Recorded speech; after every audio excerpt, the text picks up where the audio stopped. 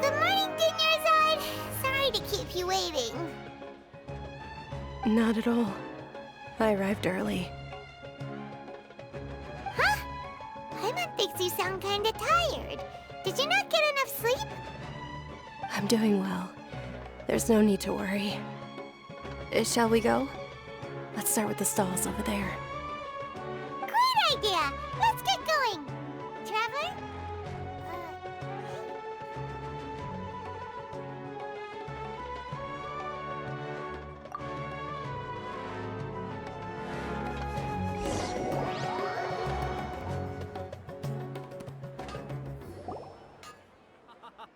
It's all thanks to Miss Dunyarzad's sponsorship that the children can enjoy the Sub-Zero's festival.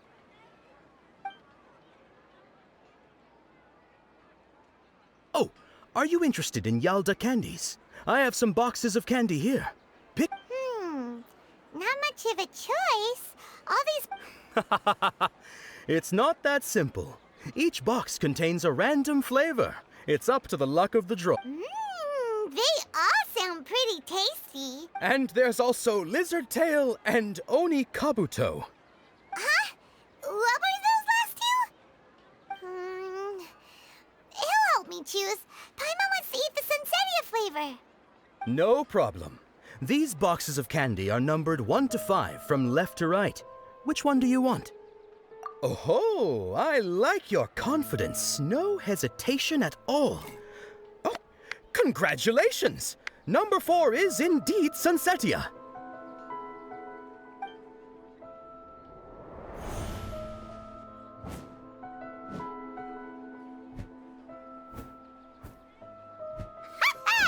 Paimon knew he always had incredible luck.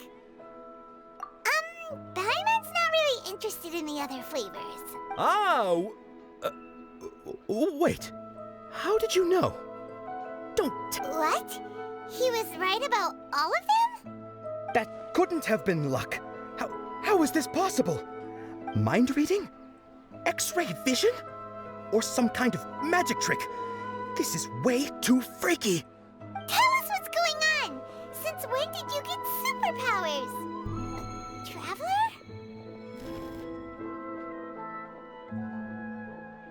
Hey, where are you going? What's going on? Did you see something? Us leaving Dunyarzad without letting her know is kinda rude, you know.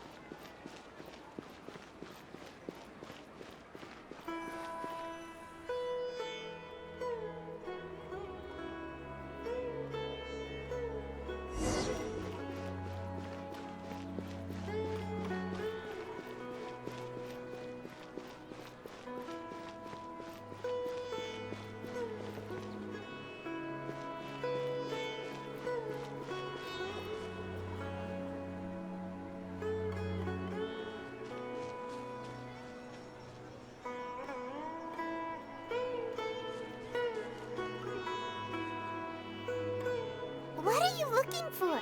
Why did we come here?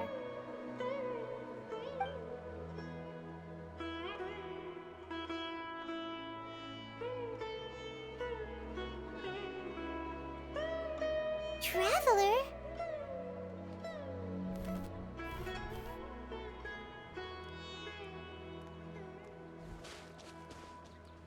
That's...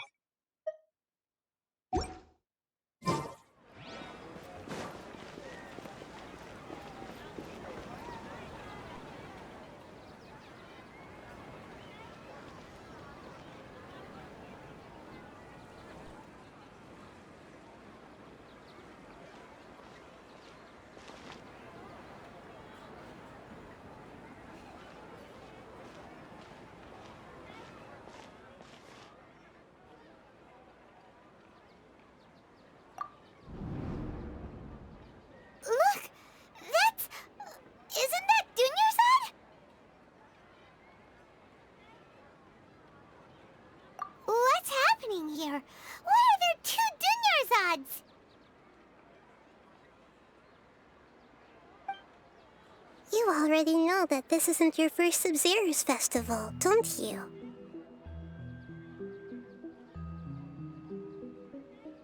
I'm sure you already know how to use this. A knowledge capsule? Where did you get it?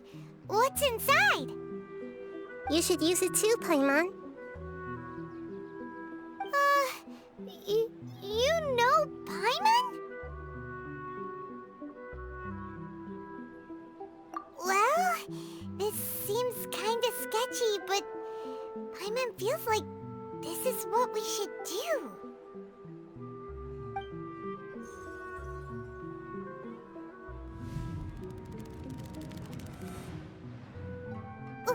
What the?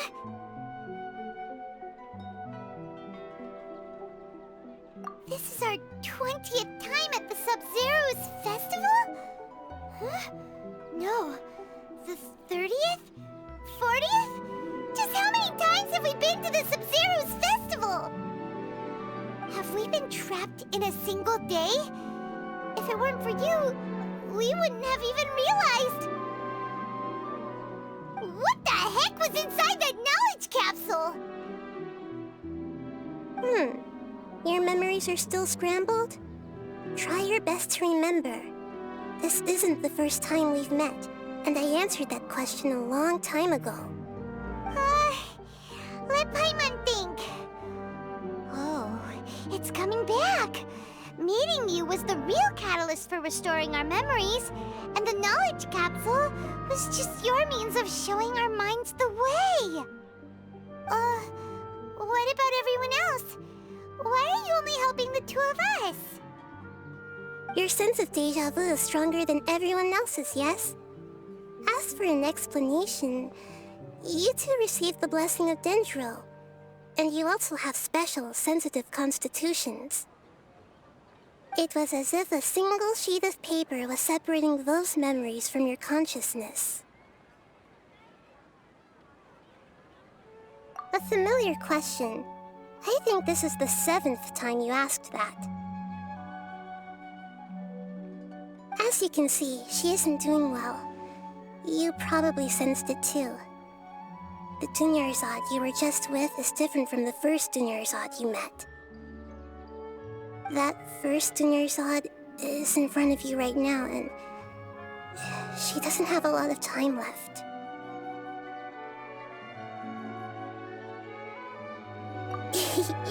Looks like you're almost done sorting out your brain. Oh yeah, I'm Nahida.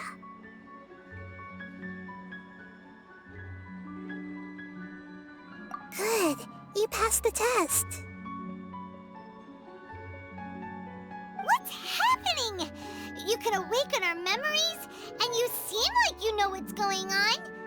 Oh, wait, please don't tell Paimon even you don't know.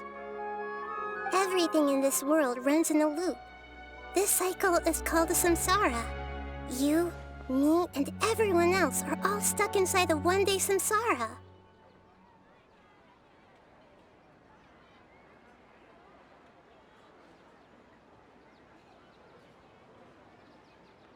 As for the truth, that's on you to find out.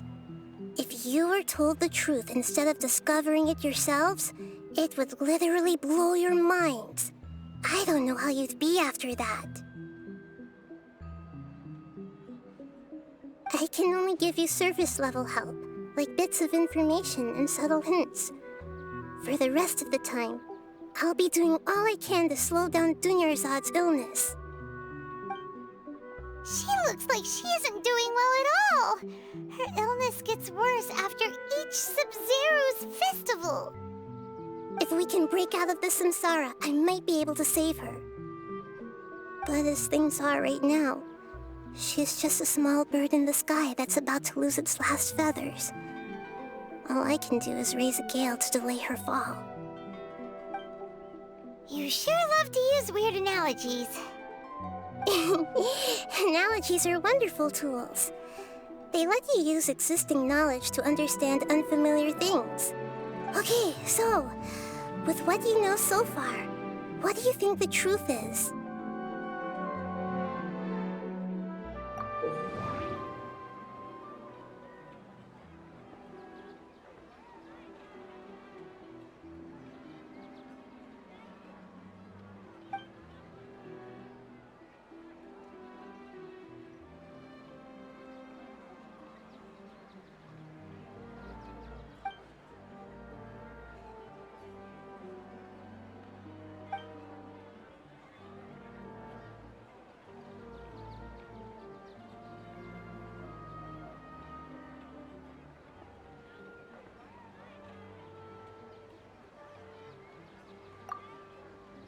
The Grand Sage said, "Go celebrate the birth of that god to your heart's content." Did he mean something more? We've already experienced the Sub-Zeru's festival many times, and the day of the festival seems to be in a perpetual samsara.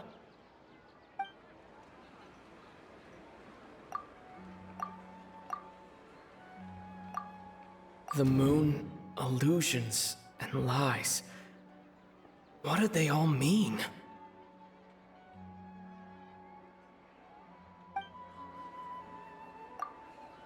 What's happening right now seems to have happened before. This feeling has been getting stronger and stronger. My mind feels exhausted, even though I haven't done too much thinking. What is going on?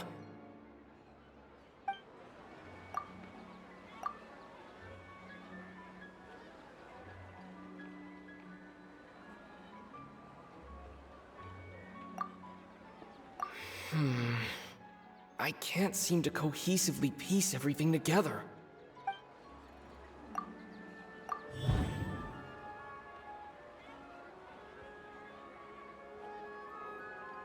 That should be it. The flow of time is endlessly cycling within one single day.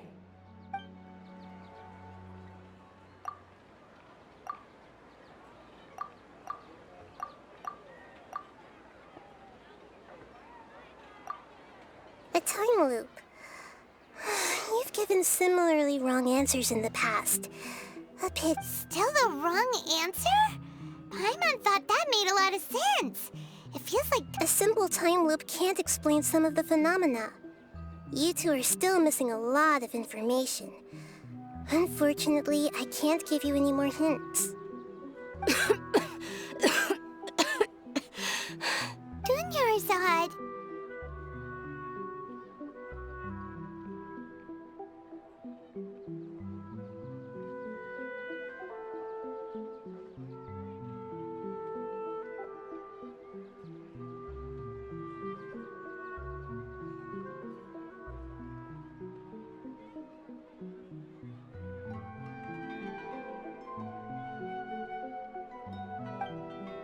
The Sub-Zeru's festival is happening every day, but that doesn't mean we can waste an infinite amount of them.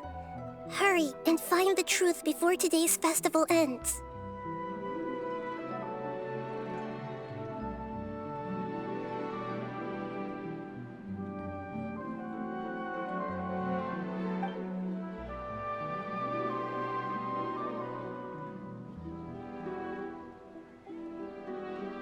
Let's think about our current situation.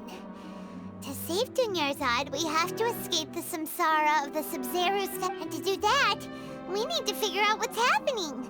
The Nahida rejected the idea of a time loop, so we must have missed something, right? Paimon's memories say that we've already done this many times, but let's go talk to people again. It's more productive than sitting here and scratching our heads.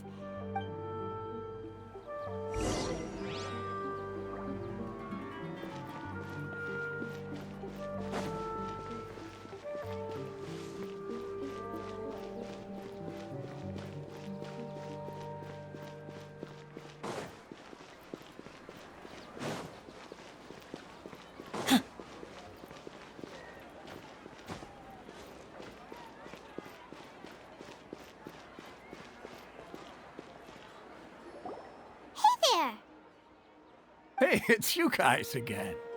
Where's your cultured friend? She's feeling a little unwell. I see. Did you come back to buy something? I guarantee the freshness of my products. I harvested them from the forest just... Huh? What brought this about? I hurried back from the forest yesterday, and I'm selling produce here today. I haven't felt anything strange. To put it another way, if you really think about it, was yesterday... What kind of philosophical nonsense is this? Are you two daydreaming? Didn't you know that no one dreams in Sumero? Go somewhere else if you want to find someone to daydream with.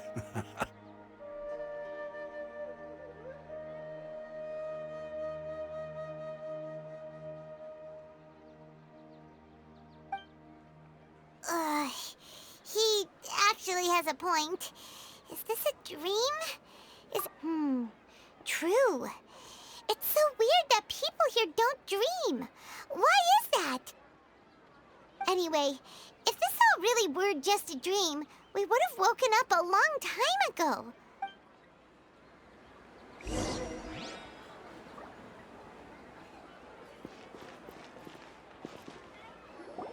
Oh, it's you two.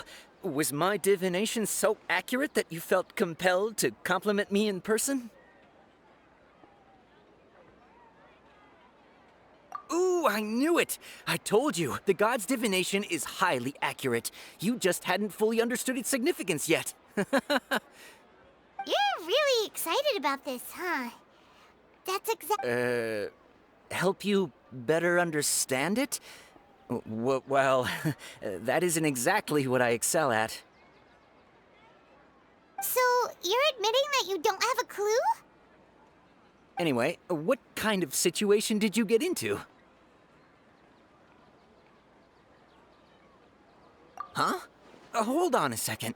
I thought you guys just lost your wallet or fell for a scam.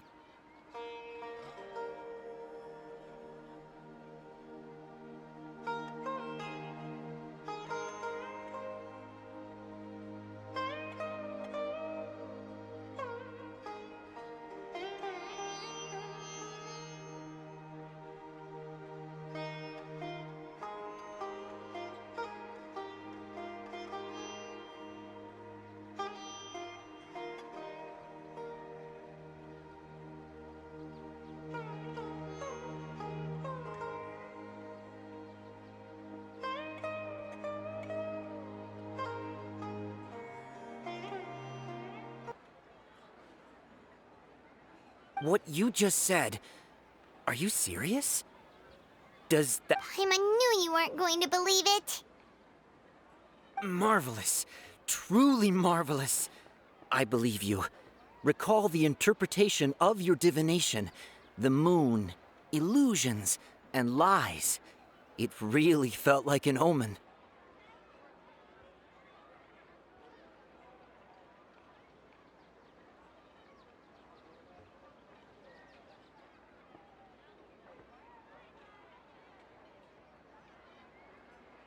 When you say it like that, the divination does sound like it's related to what's going on.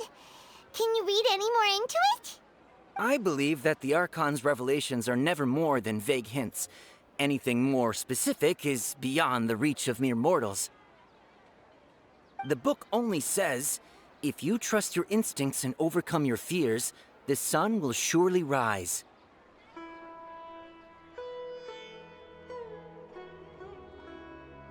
So that's how it is. Looks like fortune-telling is just fortune-telling. We haven't made any progress. Who else can we talk to? Paimon remembers that we tried talking to her a couple of times, but she always thinks we're playing pranks on her. You think she'll brush us off again? Yeah, if we tap into Dia's strong sense of responsibility as a mercenary, then she'll definitely take us seriously. At this time of day, Dia's probably just finished beating up those kidnappers. Let's go find her.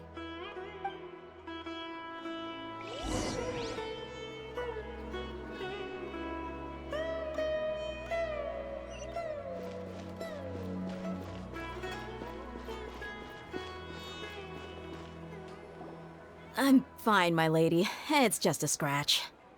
Perfect timing. Both of you are here. Paimon, Traveler, you came at just the right time. Listen, there was a dangerous Huh? You saw? Then why didn't you jump in earlier? If someone was protecting Miss Dunyarzad, I could've went all out. Anyway, can you do something for me? You want the Traveler to take Dunyarzad somewhere to rest up while you check to see if there's still any kidnappers around. Did Paimon get that right? How did you know what I was going to say? We need to say something convincing.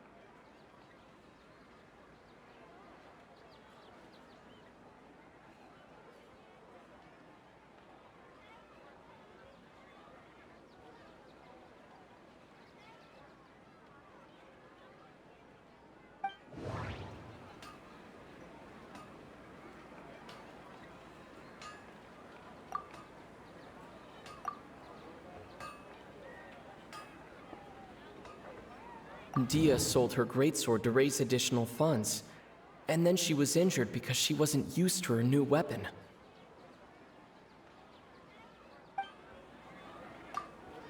The moon, illusions, and lies. What do they all mean? My mind feels exhausted, even though I haven't done too much thinking. What is going on? People in Sumeru don't dream.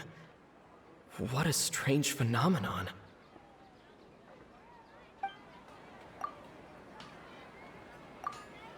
Tell her, Traveler!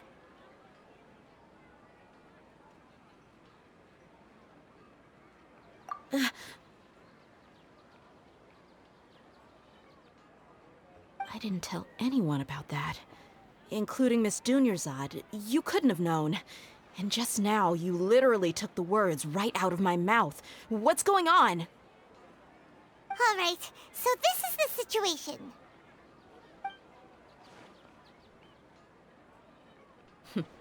It's kinda hard to believe what you just told me. First, let me make something clear. Most of us desert dwellers might not be the scholarly type, but we do have basic common sense.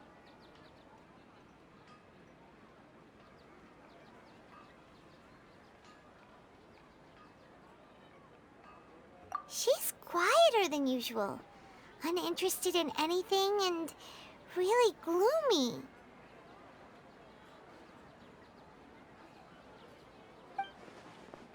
Yeah, she isn't the same as before, but her parents said that this is how she was like at first. Huh? At first? I don't quite understand what you're all talking about. I'll go rest on the bench over there.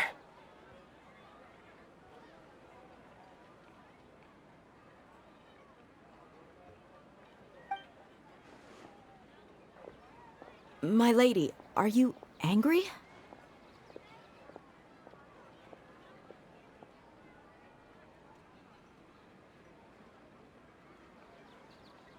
All right, I'll give you the benefit of the doubt since you knew about my greatsword. Let's make this a quick trip. Miss Dunyarzad isn't completely safe here.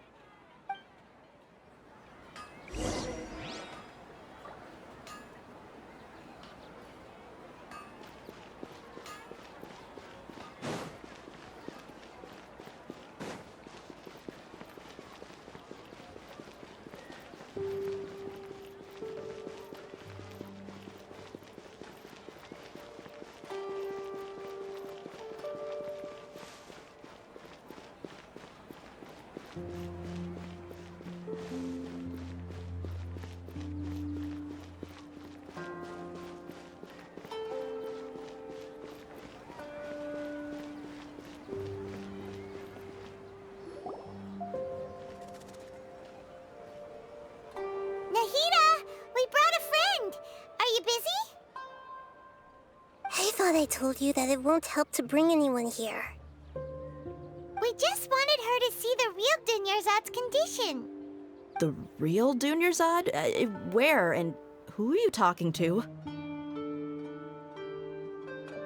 Huh? I told you that you two are special. Other people can't see me or Miss Dunyarzad here.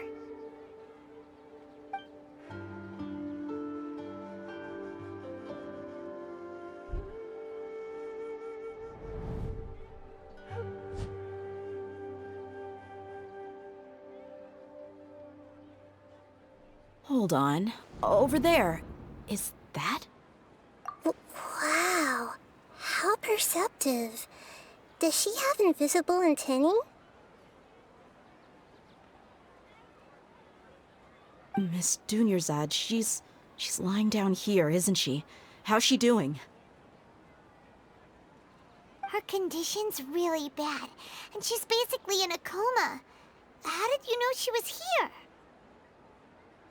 I can sense her aura. There are also lingering feelings of something like regret or disappointment. What happened?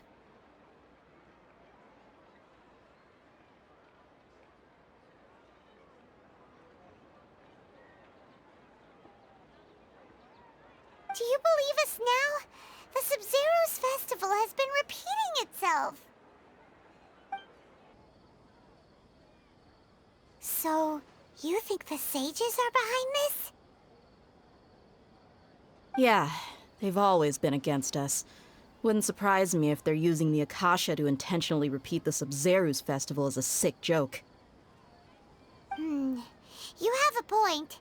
Aside from the Dendro Archon, the Academia's sages are the only ones in Sumeru who could pull off something like this.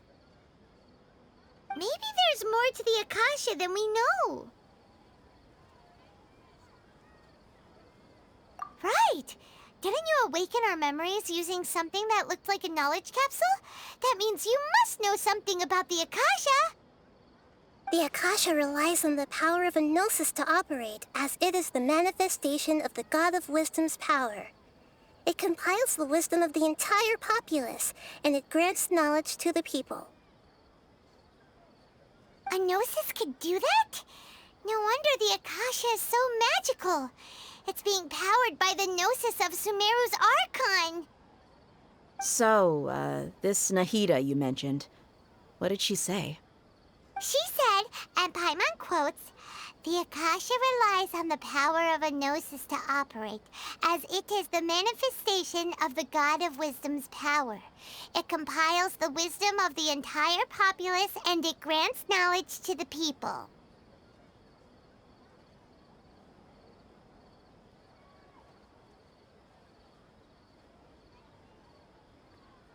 Compiles the wisdom of the entire populace and grants knowledge to the people. Wait. I get the grants knowledge part. That's what people have always used the Akasha for. But compiling the entire populace's wisdom? How does that work? Did she mean that the sages enter new knowledge into the Akasha? Oh, yeah. That sounds about right. What do you think?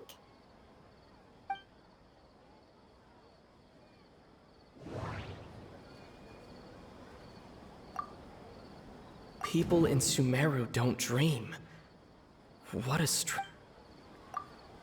Okay, Nahida said the Akasha relies on the power of a gnosis to operate, as it is the manifestation of the God of Wisdom's power. My mind feels exhausted, even though I haven't done too much thinking. What is going on? What's happening right now seems to have happened before. This feeling has been getting stronger and stronger.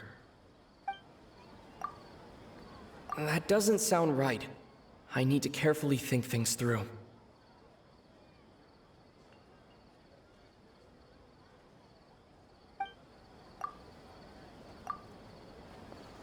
You mean the Akasha is causing our mental fatigue?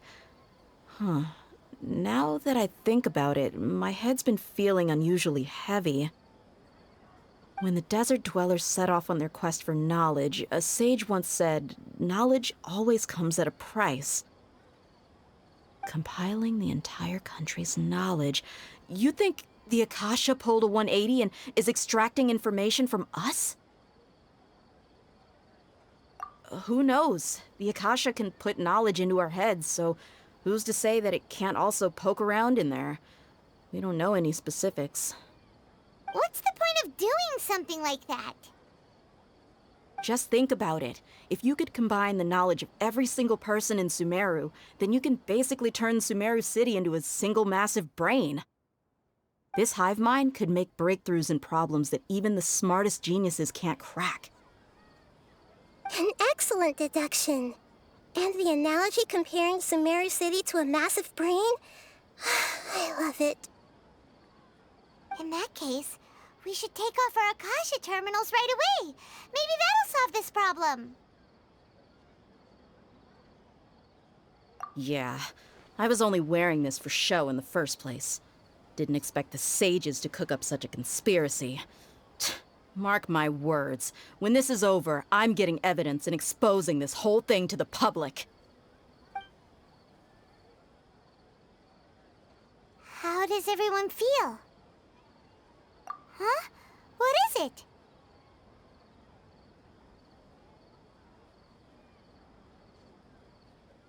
Oh, that!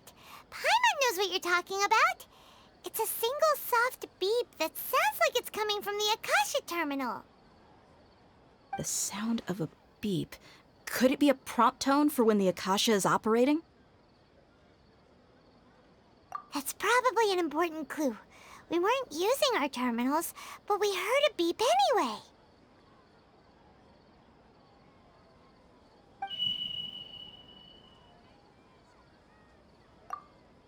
Traveler, did you hear that?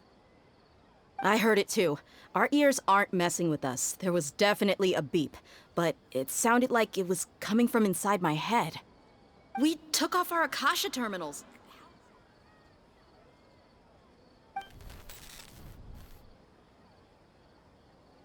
Phase runtime has exceeded its expected length. At this rate, there may be casualties. But we cannot lose all of our progress.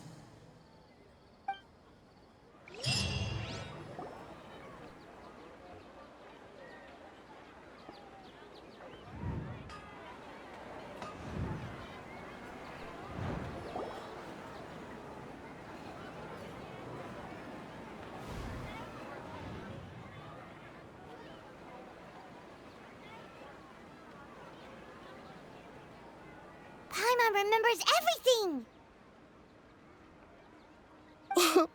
Good. You adapted quickly this time. We definitely took off our Akasha terminals last night, but we still heard that beep. Why's that?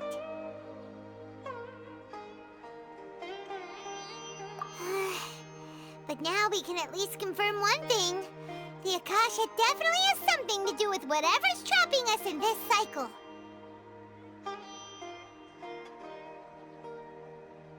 Oh, Paimon doesn't get it. Why would the Akasha go this far if all it wants is everybody's wisdom?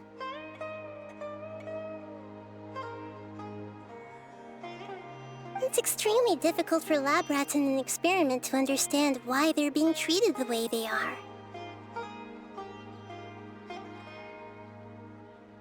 If we're lab rats, then what are you? Nahida, you've never told us anything about yourself. I guess I'm the moon. The moon? Wasn't that the result of our divination? Anyway, knowing who I am won't help you get closer to the truth, so you should focus on other things. Don't get distracted and miss any clues.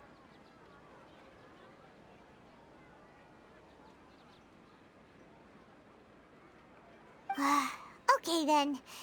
Dia helped us a lot yesterday, so let's go find her. If Paimon's reading the time correctly, those kidnappers should be showing up soon.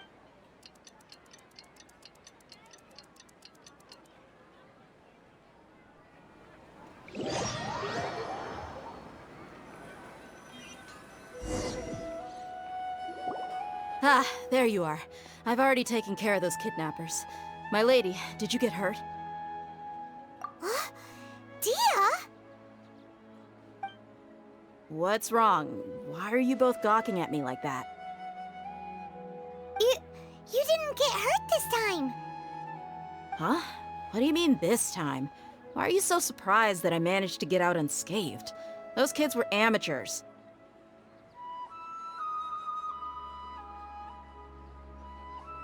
Shh! How did you know about my greatsword? I haven't told anyone about it. Please, don't tell Miss Dunyarzad. So Dia's lost her memories after all. Anything strange? You already know that I got a new greatsword. If I had to say something, it's weird how such a new weapon could feel so familiar.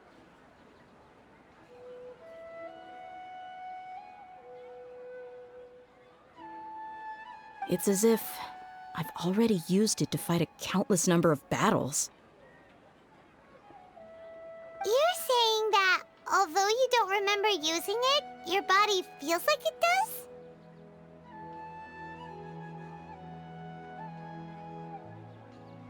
That's right. Both mercenaries and warriors heavily rely on muscle memory. Only knowing the theory of battle won't get you anywhere. Traveler, what do you think?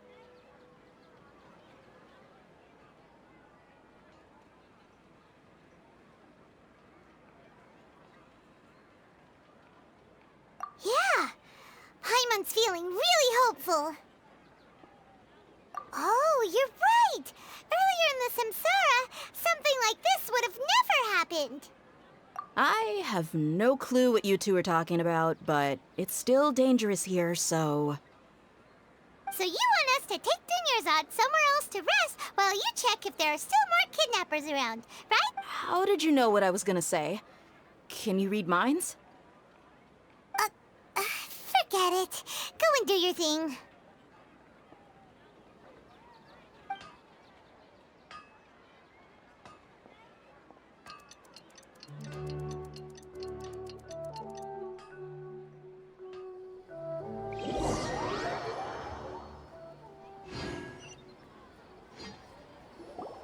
Whew.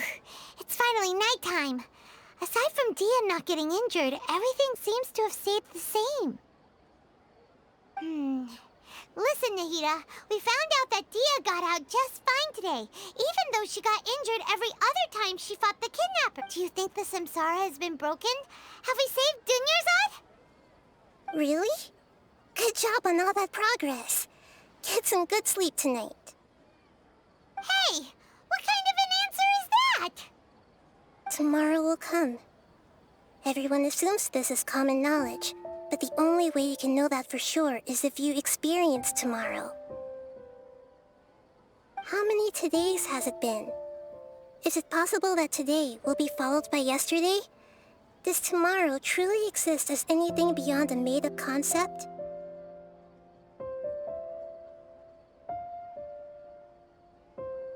It's even possible that this entire world is a lie, and the history of the whole world has just been one endless Sub-Zero's festival. Okay, no more. Paimon's brain is already shut down. That's why it makes no sense to waste your energy thinking about things you will learn tomorrow.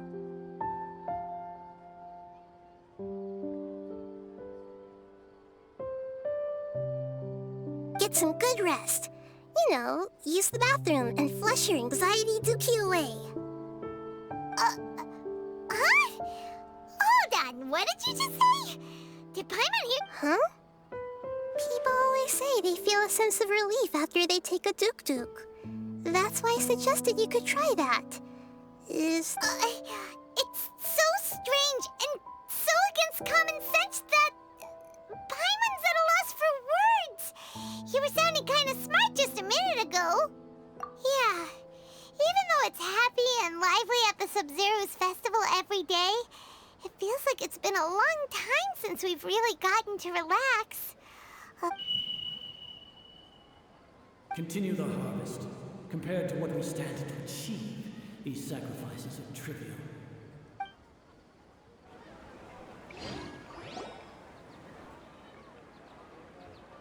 We're still in the same day! Nahida, you already knew last night that we didn't break out of the Samsara? Why did... Would there have been a point? You would have spent the night with new worries, with tomorrow still out of reach.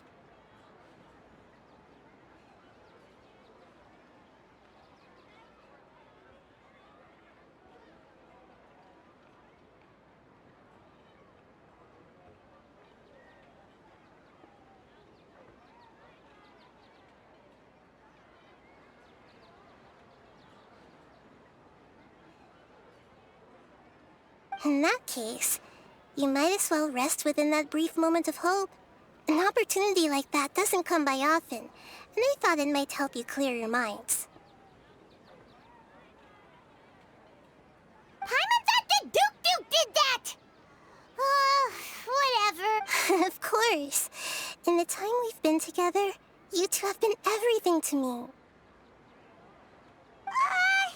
Paimon's flattered and everything, but maybe you're taking things a little fast.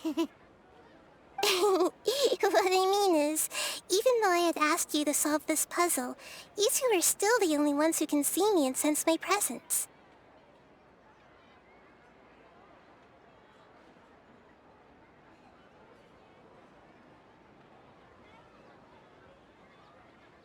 In other words, if you weren't here, I may as well not exist. That's why you two have been everything to me. Get it?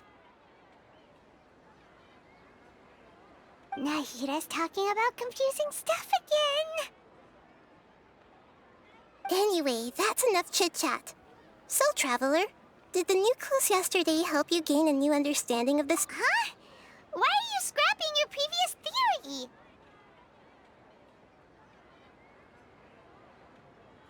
Oh, yeah! You're right! Gosh, how did we not notice that? In a simple time loop, people's physical conditions should also reset. So, what's your new hypothesis?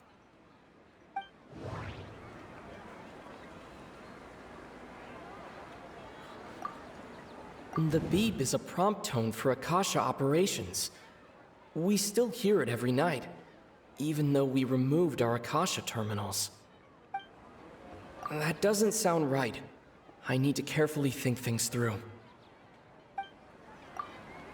We've already experienced the Sub-Zeru's festival many times. That doesn't sound right. Okay, Nahida said the Akasha relies on the power of a gnosis to operate. That doesn't sound right. Mercenaries rely heavily on muscle memory, and Dia was able to use her experiences to avoid injury in later samsara cycles.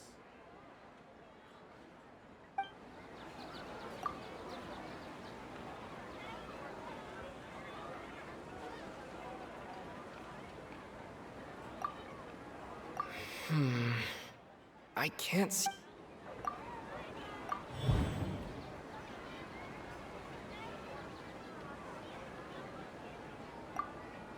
If all our memories of a day are erased at the end of that day, then we would unwittingly relive the same day again and again.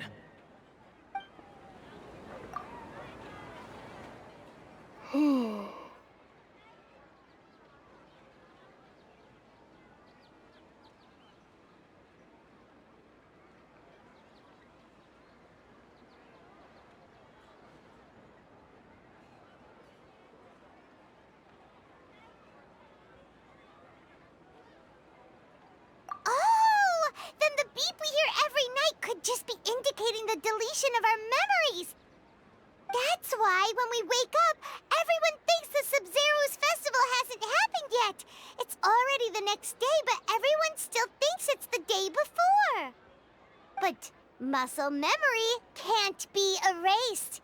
That's why Dia has been getting better at using her greatsword. Now everything makes sense. A brilliant deduction. Nahida, tell us if we're right or wrong. To put it simply, it's as if you've mistaken a pyro crystal fly for a firefly in the night. You lost sight of its true nature because you focused too much on your perception that it glows. That isn't simple at all! Why don't you go talk to Miss Dia again? You might learn something new. Right! She did help us find our latest clue after all. Let's go!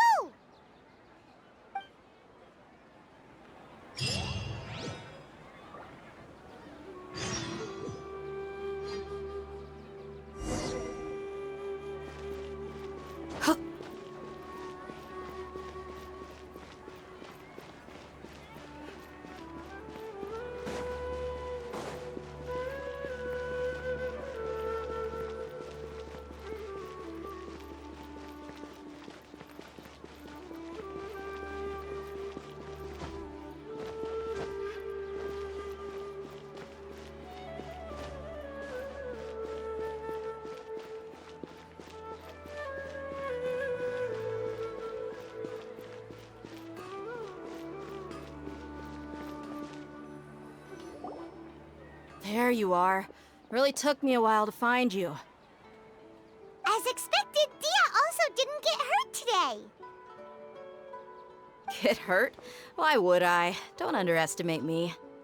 Well, you're still getting used to your new greatsword. Huh. Truth be told, I also think it's pretty strange. It just suddenly felt so familiar in my hands and... wait a second! How did you know I got a new greatsword to begin with? I didn't tell anyone about it.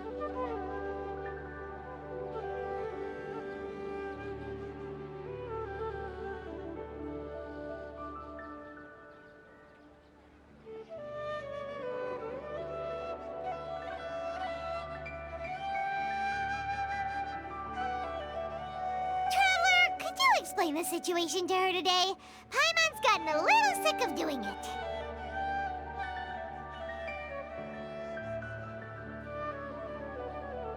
Oh, that works.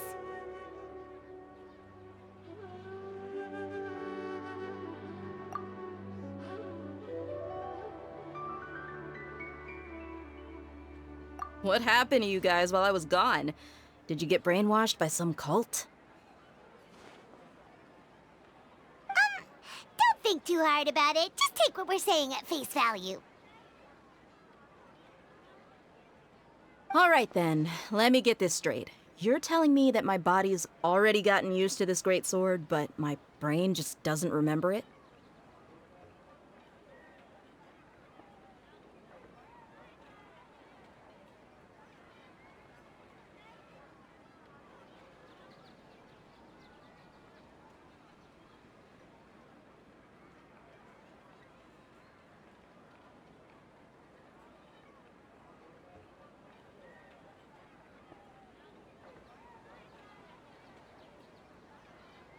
Yes, your memory's being erased every day. Then I'd have to disagree. That's impossible. Oh? Why do you think that? If we've actually been reliving the Sub-Zeru's festival day after day, then what happened to the things we used, the money we spent, the food we ate? Common sense says my wallet should have emptied itself a long time ago. There's no way I wouldn't have noticed that.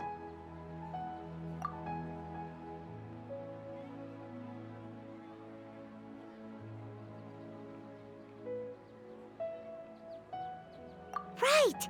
They could use the Akasha to record what everyone did that day, and then use the city's resources to replenish everything!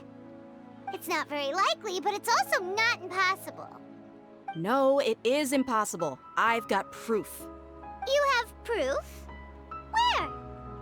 You two are surprisingly serious about this nonsensical discussion. Fine, I'll play along for a little longer. Come with me, Miss Dunyarzad. Please come along as well. I still can't guarantee that this area is safe.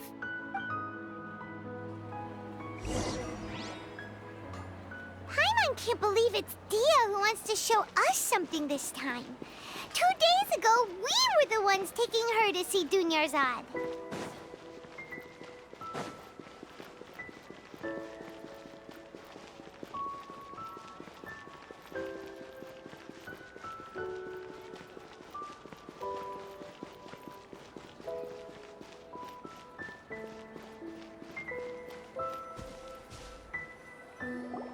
This is it. Huh? This is a wooden training dummy. What about it? See those marks on the dummy? Those are the result of several days' worth of practice. Let's say the sages didn't replace it every day. Shouldn't it be hacked to pieces by now?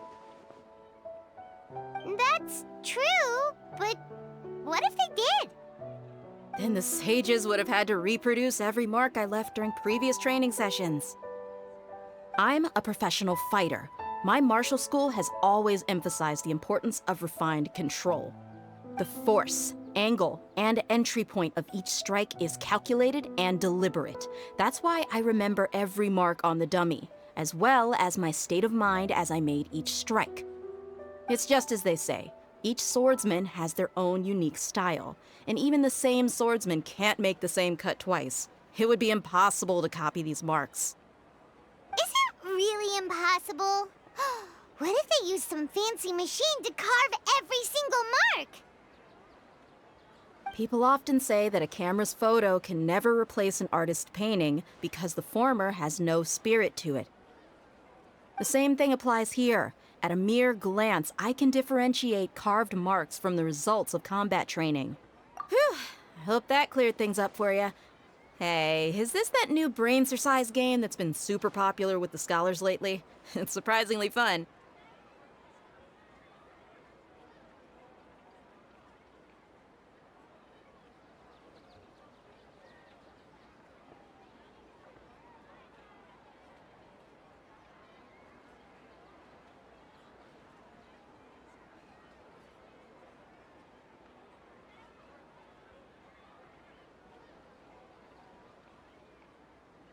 Anyway, it's getting late.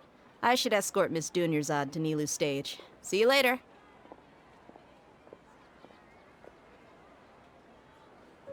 Well, back to square one.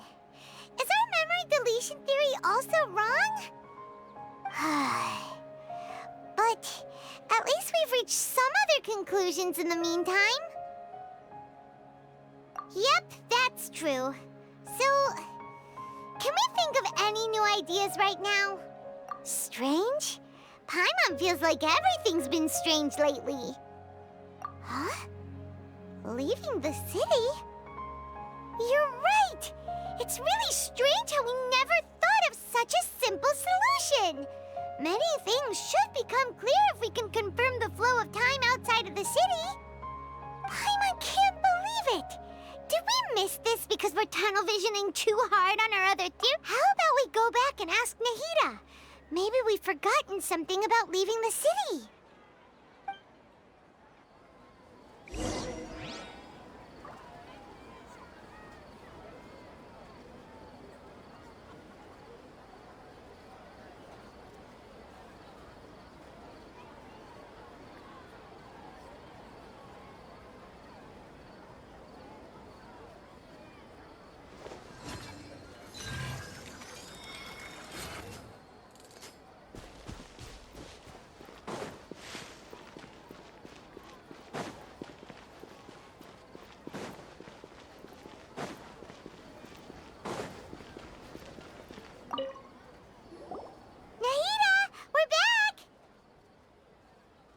Back early today. Did you find something new? Sort of. We're mostly sure now that we're not in a time loop. And we also aren't in the real world. But at the same time, we have... Leaving the city. As far as I remember, you've mentioned your plans to do that twice before. We did? But we don't remember anything. What happened after we talked about those plans? What did we say? Let me think. I don't think you ever actually told me what the outcome was. Oh, it's probably more accurate to say that both times you never came back the whole night. But you two sometimes stay out the entire night anyway, so at the time, I didn't think too much about it. It is true that sometimes we lose track of time during our investigations. Before we know it, it'll already be the next day. But still, neither of us remember anything about leaving town. Really? That's kind of strange. In theory, I should have already awakened all your memories.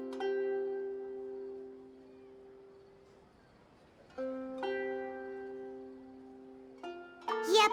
Something here's definitely fishy. Let's get to the bottom of this tomorrow.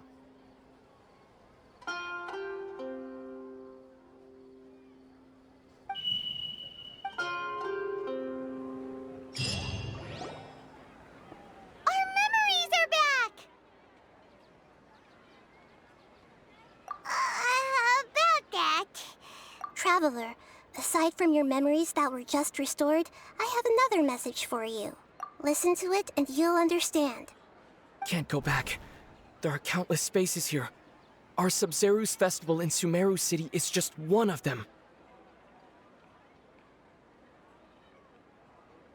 Traveler, You should be missing 2 days worth of memories. Paimon will fill you in. It's time to carry out our plan from yesterday. Okay, let's go!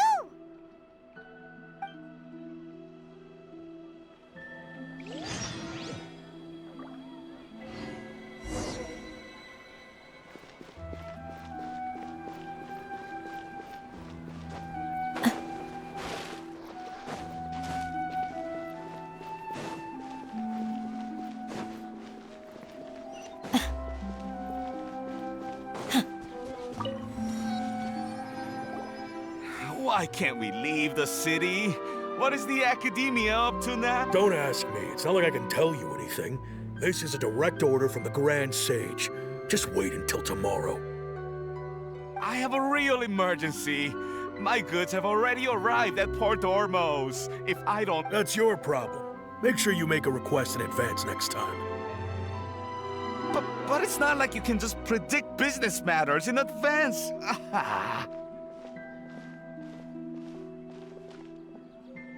It looks like the Academia already announced a lockdown for Sumero City today. Let's go and question them. Hello, sir. Why can't we leave the city today? Here we go again. Don't ask me. I don't know either. We just received an order that no one is allowed to enter or exit Sumero today.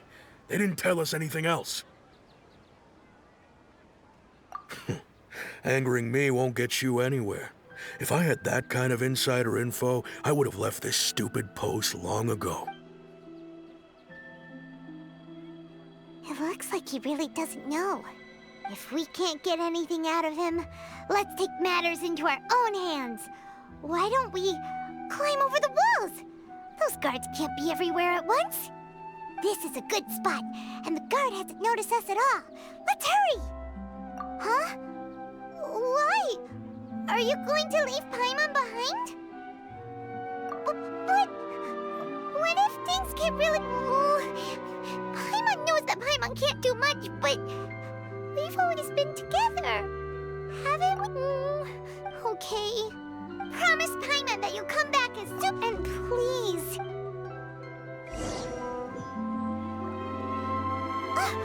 Memories!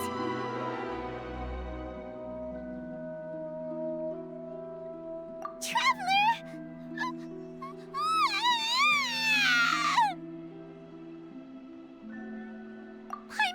Paimon would never see you again! You just disappeared! Paimon waited for you for hours and hours at the city wall and you never came back! You promised Paimon that you were only... Paimon, calm down. He's here now. I don't think he understood what you were saying. Paimon doesn't care! Paimon wanted to go look for you, but you also said that Paimon should stay! Paimon was so worried and so scared the entire day!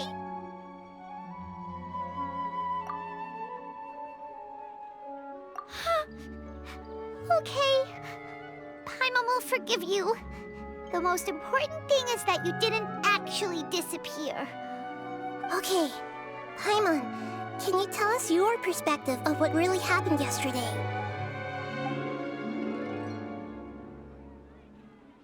I see. Using two... After that, you left the city. Paimon kept her eyes on you the whole time, but then you... disappeared in an instant.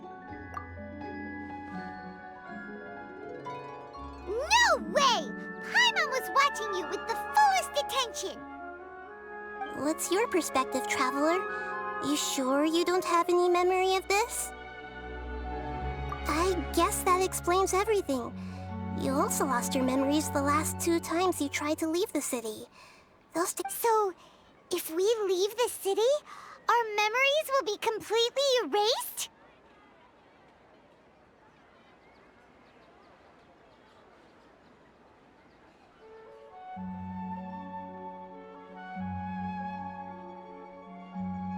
It really sounds like something big outside of the city is being hidden on purpose. But this way, we'll also never discover what's outside. Something like a message? But how can we send it back? Don't look at me like that. I'm not used to being stared at. Well... Okay. You want something that can pass on messages, right? Give me some time and take care of Dunyar's out for me. Yep! Now we're talking!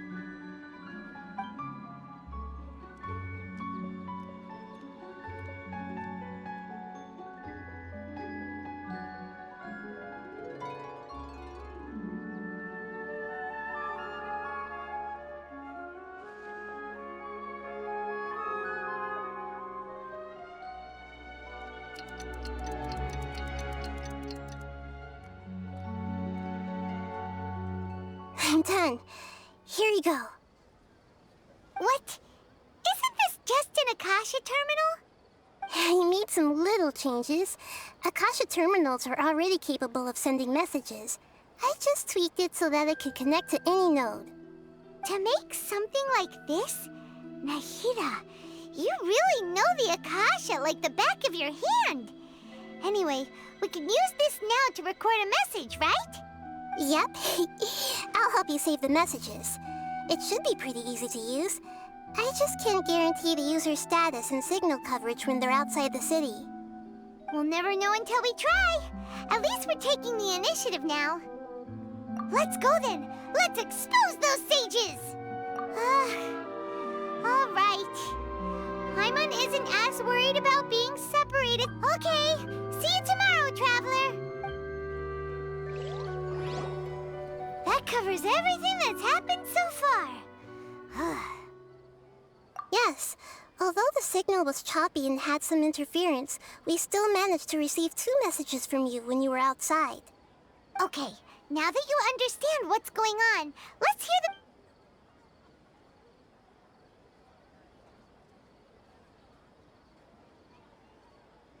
Can't go back. There are countless spaces here. Our Sub-Zeru's festival in Sumeru City is just one of them. I've entered another space. Before me are flowing sandstone and howling fish. Impossible and surreal sights.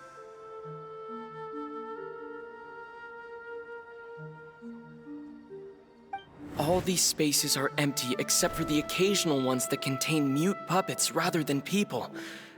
I can't sense any human presence.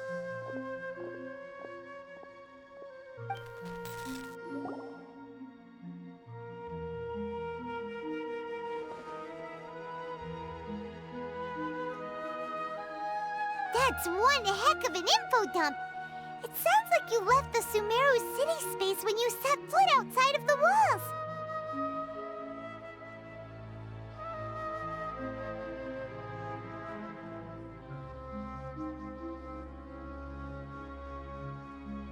But everything looked completely normal when Paimon was looking out from the inside. That's unbelievable. And if we take your word for it, the other There's another part here. We only received it last night. These spaces have been disappearing one after the other, absorbed by something like a sun in the sky. And now, even the final space has also disappeared. Behind me, a lot of spaces just appeared again from thin air. I get it now! Those spaces are actually...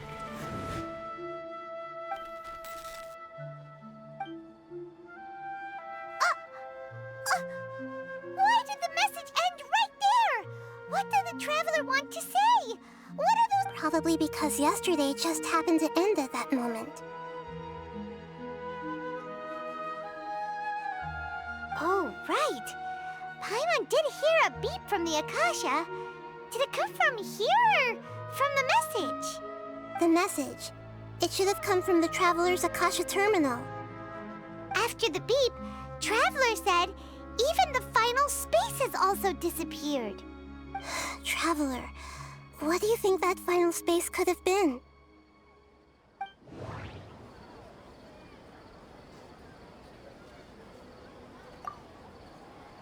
All the bizarre spaces I saw outside the city had one thing in common.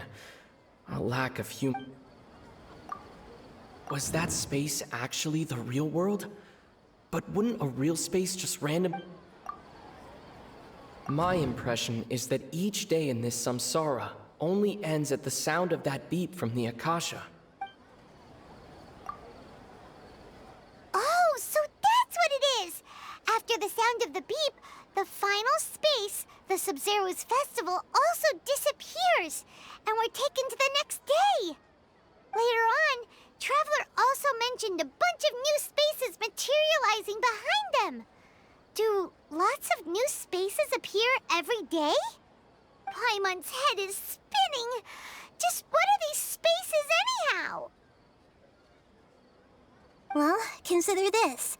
For all the horrors of the Archon War, at its heart, it was just a game where a bunch of gods fought over 7 seats. So no matter how strange or spooky things may look on the surface, maybe all they point to in the end is a small and simple secret.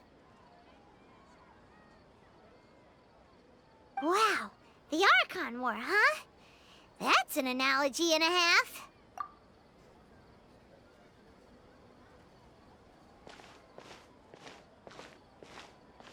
Hey, where are you going?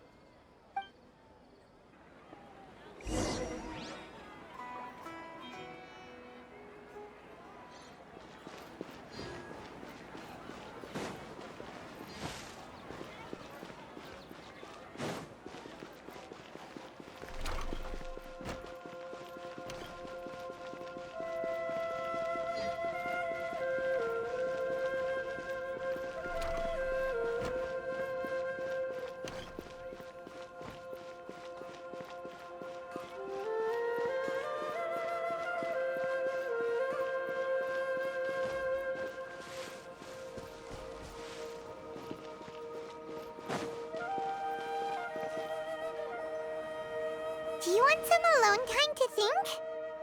All right then, Paimon won't disturb you.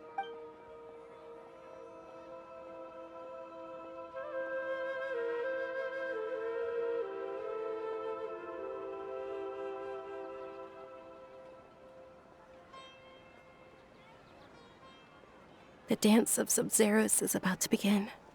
I'm going to go watch it.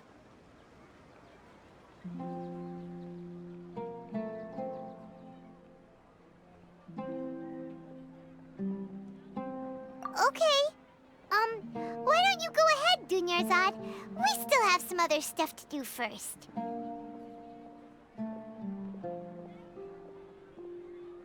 Okay then. See you later. Have you figured it out yet, Traveler? Time is ticking away. Awesome! What is it? Paimon wants to know. Oh, wait, no. Let's meet up with Nahida first. You can tell us both together. This...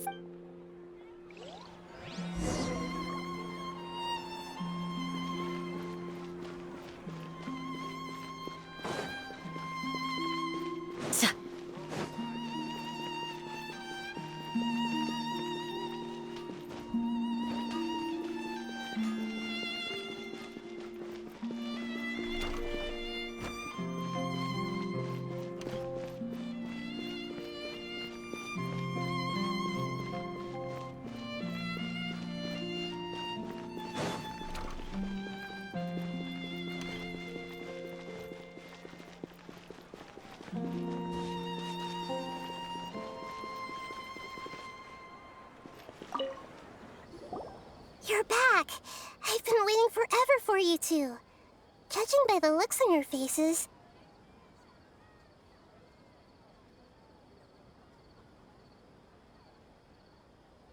Are you ready to take your Sub-Zero's exam and graduate from the festival? Okay, first off, have you discovered the hidden truth?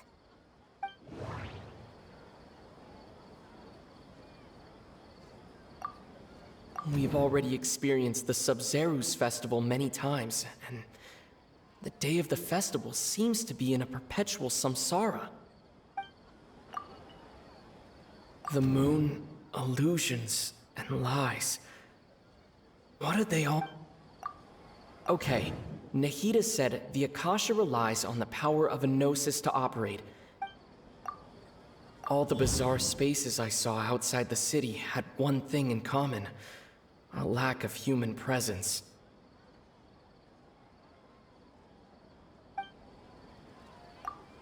People in Sumero don't dream. What a strange phenomenon.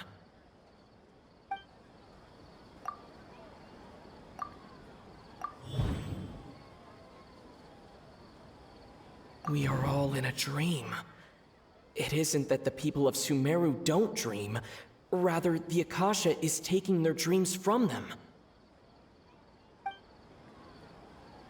People in Sumeru think they don't dream, but the truth is the Akasha steals their dreams without them knowing it. And those spaces with no human presence are stolen dreams without their host. That would explain why they sounded so weird when he was trying to describe them. Huh. So people in Sumeru do dream after all. In fact, we're all in one big dream together right now. Correct answer. Now, how did you conclude that the Akasha is capable of this?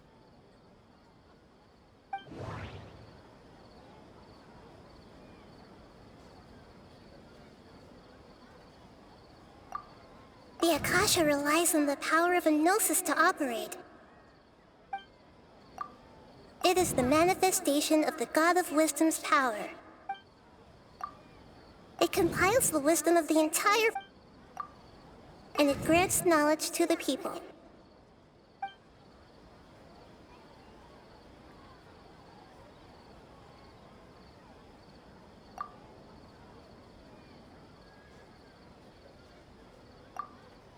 That doesn't sound right.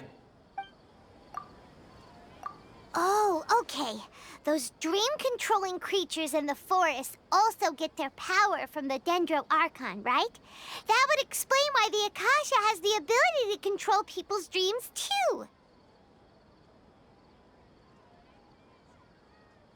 But is stealing everyone's dreams really how the Akasha compiles their wisdom? Isn't there anything more to it than that? Dreams are fantastical, complex, and full of imagination. People's brains are the most active when they're dreaming. In other words, dreams are rich bundles of human wisdom. So in other words, the complete opposite of how Hypatia understood it.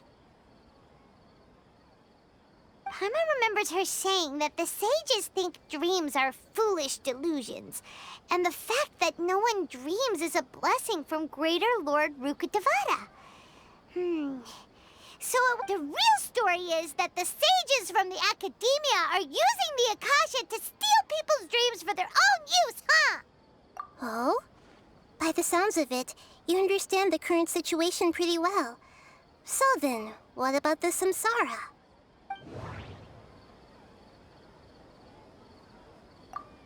The beep is a prompt tone for Akasha operations. We still hear it every night. Those spaces kept disappearing before my eyes. But as soon as that beep sounded, many more spaces materialized. The Grand Sage said, "Go celebrate the birth of..." My mind feels exhausted. We've already experienced the Sub-Zerus festival many times, and... that doesn't sound right. Those dreamscapes kept vanishing, but as soon as that beep sounded, more new spaces appeared.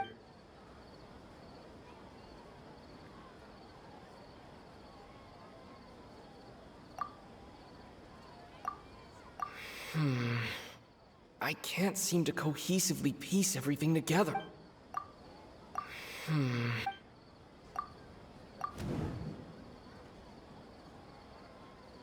Correct. The Akasha is keeping each person's brain in a constant dream state, but also separating their consciousness from their own dream.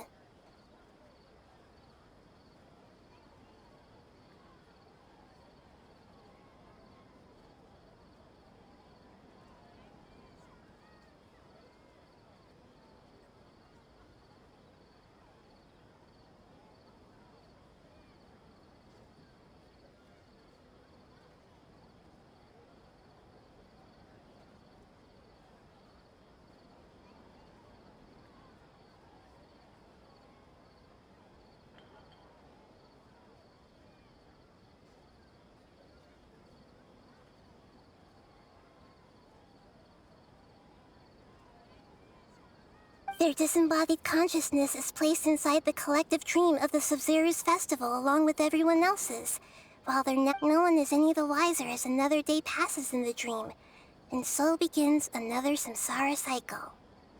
People wake up to yet another dream about the Sub-Zero's festival. The dreams that belong to them are once again harvested by the Akasha, and so it continues.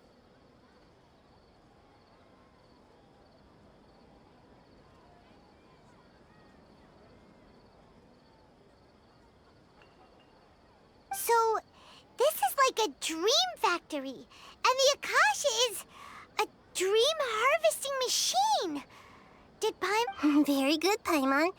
Using analogies well is an excellent habit to get into.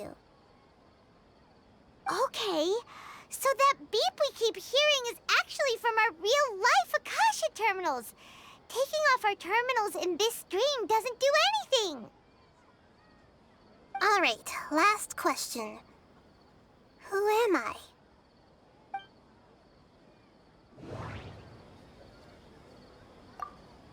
They say that alchemical divination is the Dendro Archon's divine revelation. So you noticed. I thought that one would be the hardest question. That's why I put it last. That wasn't hard at all. Even Paimon guessed that. Everything about you is different. We just didn't want to expose you is all.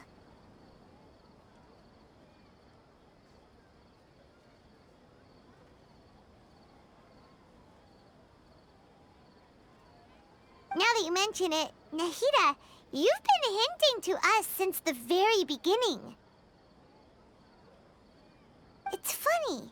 Thinking back to when we were asking all over the place for info about Lesser Lord Kusanali, Paimon didn't expect to meet... Yes, those can wait until we're back in real life. On the other hand, I'd be happy to answer any more questions you have about here and now.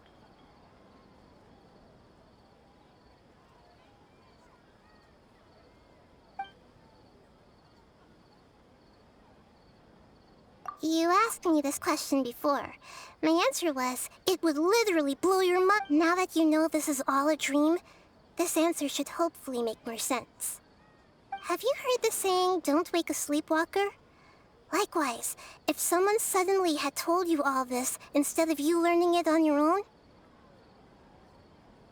your notion of reality and dream would be thrown into irreversible confusion. I couldn't expose you to that kind of risk. That's why I could only give you very subtle hints and some suggestions. Long story short, I'm really sorry I had to keep...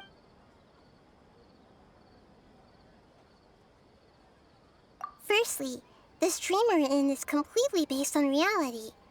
People have already experienced this Sub-Zero's festival, so it would be very difficult for them to find anything that strikes them as surreal.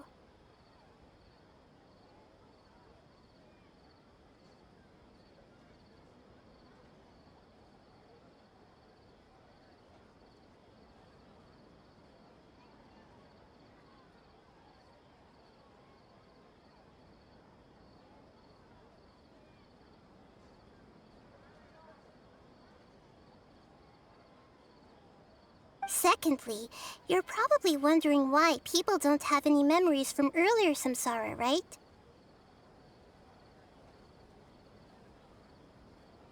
That's because people don't remember their dreams most of the time anyway. And in any case, their actual dreams are being taken away from them by the Akasha.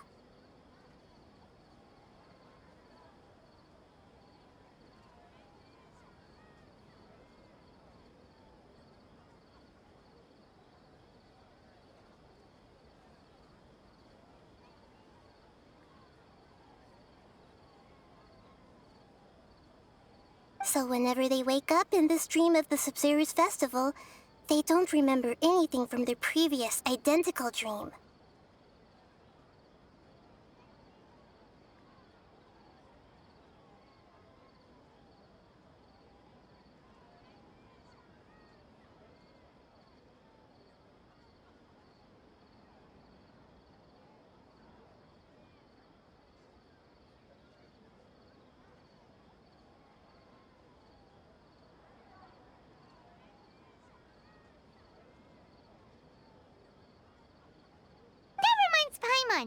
Traveler had a dream when we were in the Avidia Forest, but couldn't see what it was about after waking up.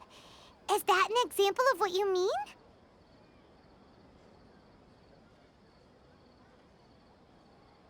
Yes. Only after receiving the blessing of Dendril can a person gain the Dendril element's dream-enhancing power. That explains the feelings of déjà vu.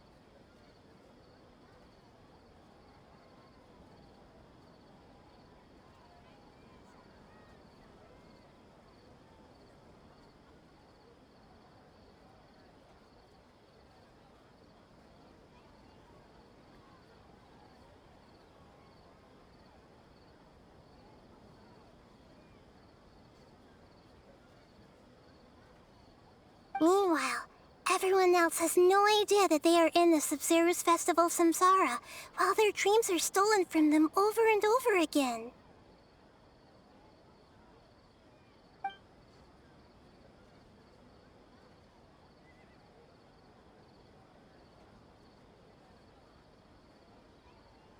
Can humans really keep dreaming forever like this?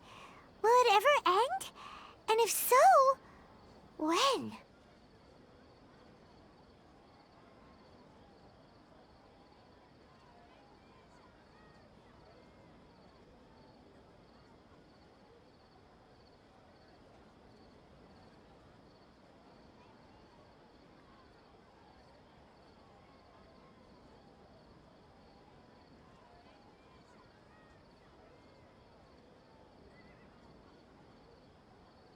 You might say your mental fatigue has already answered this question.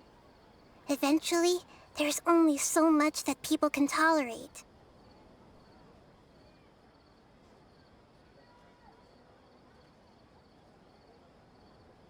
Especially those whose health is compromised to begin with, like Dunyarzad. This relentless exploitation takes an even harder toll on them.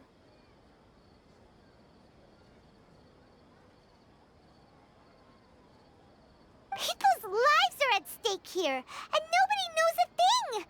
We've got to put a stop to this! I know, right? Why did they have to base this dream on my birthday? Could it really just be a coincidence?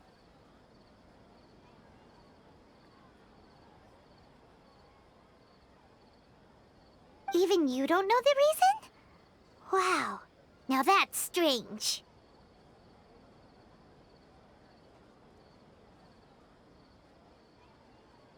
The Academia sages are determined to harvest lots of dreams in a short time, no matter the cost. They have to be up to no good. Unfortunately, I don't know anything about it.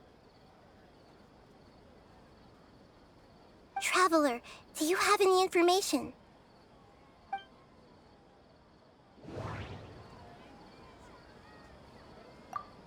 The Grand Sage said, "Go celebrate the birth of that god to your heart's content." Okay, Nahida said the Akasha relies on the power of a gnosis. Those spaces remind me of dreams. Like the one I had in the Avidia Forest. Except these have no sun. Celebrate the birth of that god? Could it mean...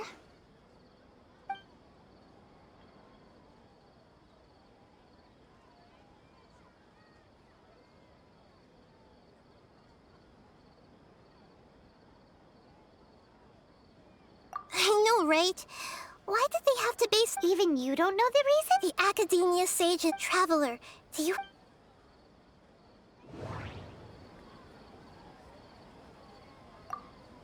That doesn't sound right. That doesn't sound right. Celebrate the birth of the... Could it mean...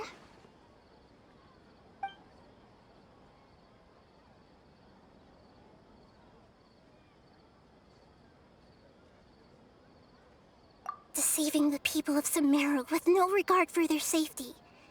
No matter what they're trying to do, this is unforgivable.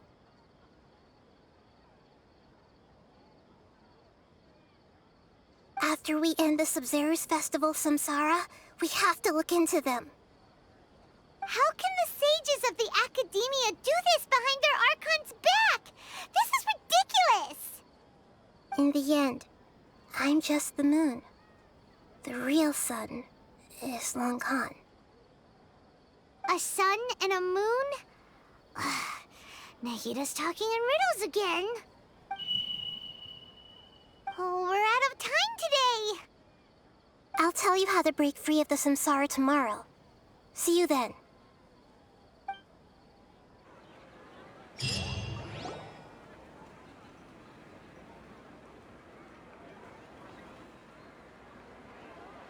Nahida. Wait. Now that Paimon remembers everything, should we instead say good morning, Lesser Lord Kusanali? Hey! What's wrong, Nahida? You don't look too good. I'm afraid that what you're thinking right now is correct. Did Dunyarzad already disappear? No way! The real Dunyarzad's consciousness has indeed disappeared. It can no longer endure the constant dream harvesting. Paimon can't believe it. Wait, so what about that other Dunyarzad? Just what is she? She's actually something like a puppet, but not completely. The real Dunyarzad's consciousness could no longer keep playing her role in this dream. So another Dunyarzad appeared to replace her in the dream. Just like the grass and the trees, that Dunyarzad is just a building block of the dream that helps to keep it going.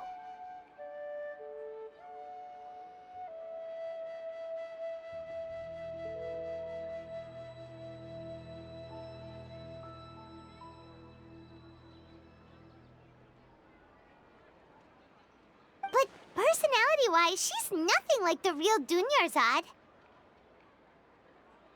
Puppets are stiff and can't copy a living person's vitality. After all, they're just there as filler.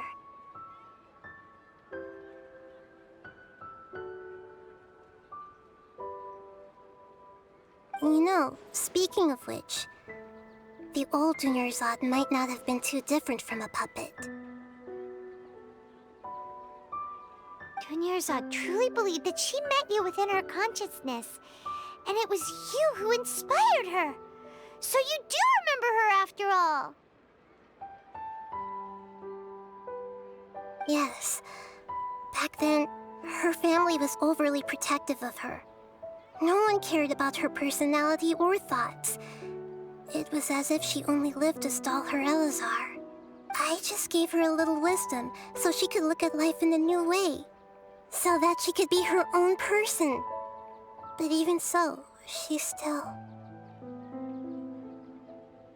far from it. I'm still a long way off from being a real Archon. I couldn't even save her. If I were a competent Archon, I wouldn't have let my most faithful follower die at the Sub-Zero's festival with so many regrets.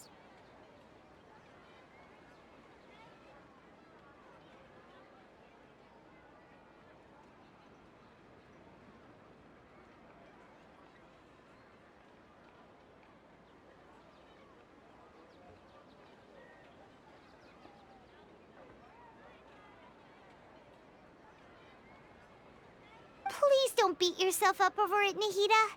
It's the sage's fault, and theirs alone.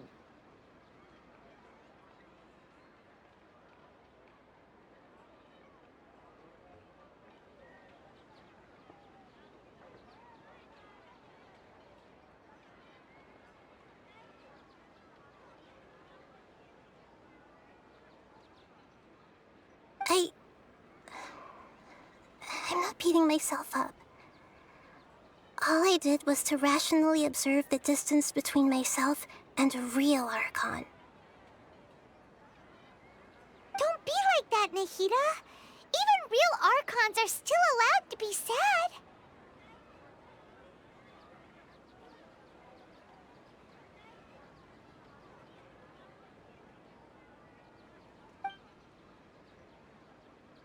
To prevent more tragedies like this, we must end the samsara as soon as possible. Great, but how do we do that? Although the Sub-Zero's festival dream is under the Akasha's control, only humans can dream. Even the Akasha is unable to create them.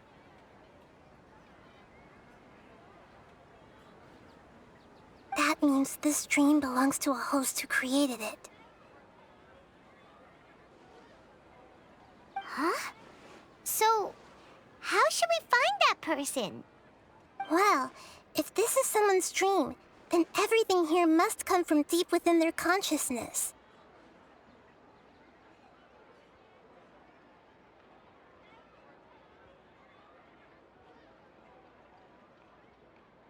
Which means, with the power of imagination, they can change anything in this dream.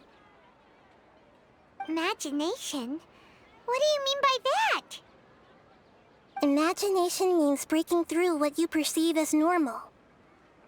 Like when the server at the tavern brings a plate to you, you'd naturally assume that food is on it.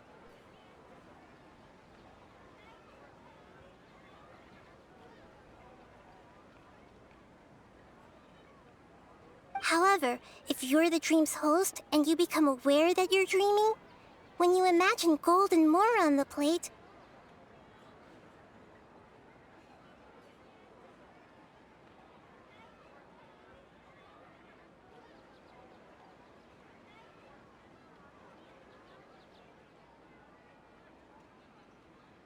the dream will respond in kind, and the server really will bring you gold and mora.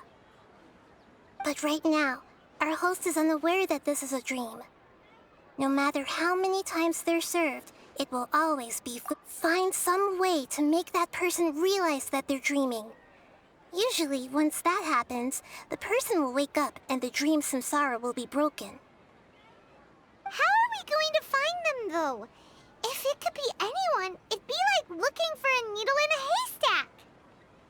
And even if we did find them, how are we supposed to make them realize they're dreaming?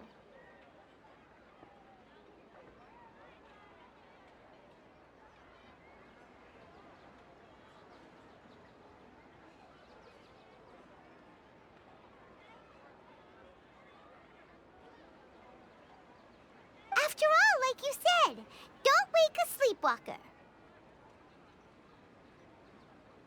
It's extremely difficult, yes.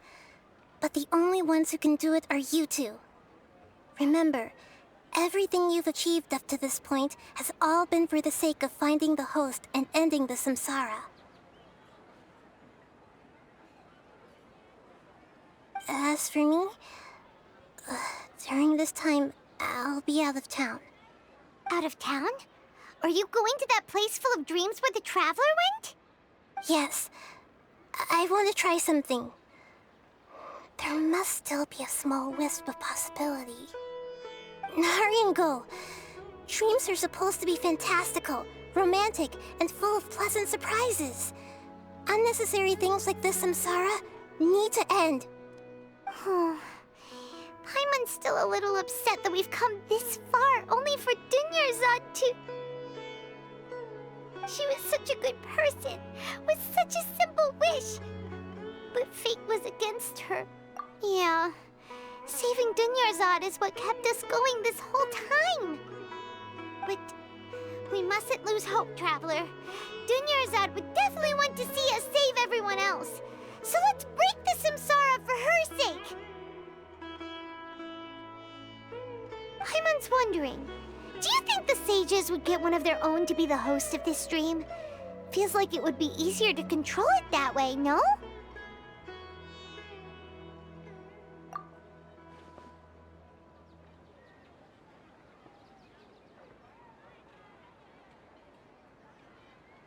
Huh. That's true. Plus, the sages probably weren't counting on there being other factors beyond their control, like Nahida and us. So, who do you think the host of the dream is?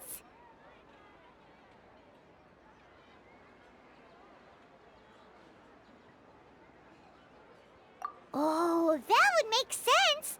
Ferris, the Knight of Flowers, is a symbol of the whole Sub-Zero's festival, right? Pretty cool. Let's go ask him some questions, shall we?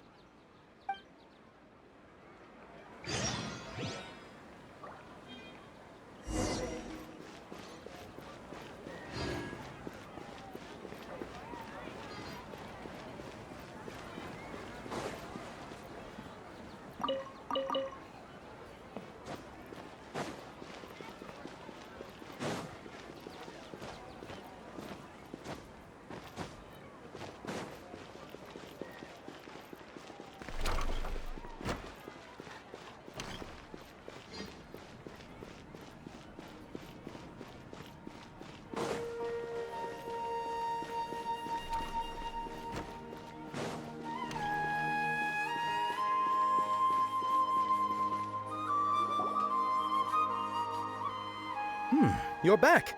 You left in a hurry last time. Is everything okay? Everything's fine. Just, it's a little hard to explain. Would you mind? An experiment? That came out of nowhere. I'm listening, though. Could you make a wish? You want me to make a wish? Is that a new Sub-Zero's festival tradition or something?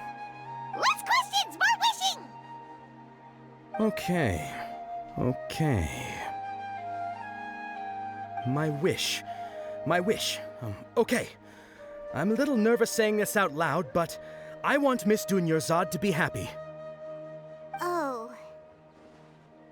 I noticed earlier that she looked a bit down, and she wasn't really talking to anyone. She just doesn't seem like herself. She's always so gentle and kind, and all the kids love her. I've also wondered if the reason she asked me to be Ferris Knight of Flowers is because I'm special to her, or something. So, you have a crush on Dunyarzad? Oh, is it that obvious? After what I just said, I guess it is. When she placed the hat of the Knight of Flowers onto my head, she said to me, I want everyone to have a happy Sub-Zero's festival. What she didn't realize was that I'm not that interested in how everyone else feels. In that moment, I just wanted to be her Knight of Flowers for the rest of my life. 50 years, 100 years, I'll serve her till the end of time. Okay, yeah, that was a bit much. Felt like the right moment to get it off my chest, but that was pretty embarrassing. Okay, I'm ready to make my wish. I would like Miss Dunyarzad to appear in front of me right now with a smile on her face. Here goes. Please come true. I'm gonna open my eyes. Oh, you're... What? Fucky? Sorry, but only one portion of Yelda candies per person. Back home you go. Nice try, you two. Anyway, never mind. I don't need to see her appear right in front of me. As long as she's... Guess he isn't the host of this dream after all. Should have expected it wouldn't be this easy.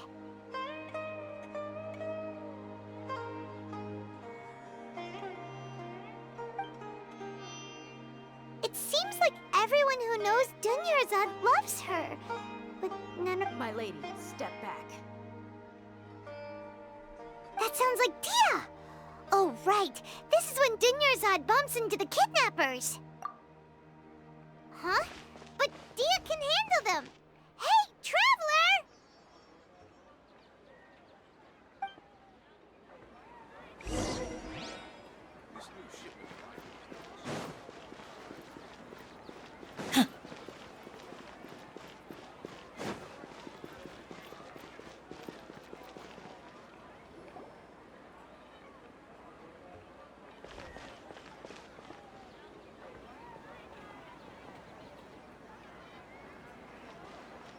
Oh, it's you. Great timing.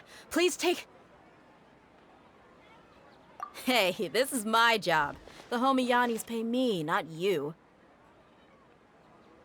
You... fine, alright. Knock yourself out.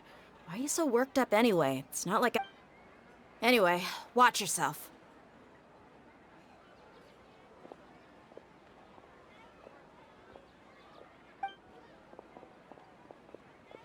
So you got yourself some backup. Suit yourself. You're going down! That's close enough. A new punching. Lucky today. Where do you think you're going? Inazuma shines eternal! Shine down!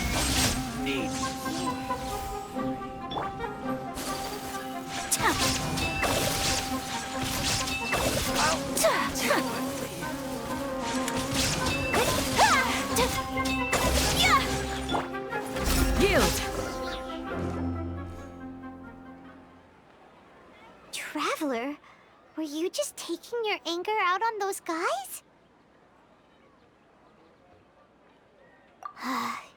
You and Nahida both. Dunyarzad wouldn't want to see you two like this. Oh, and speaking of her, Paimon just remembered something.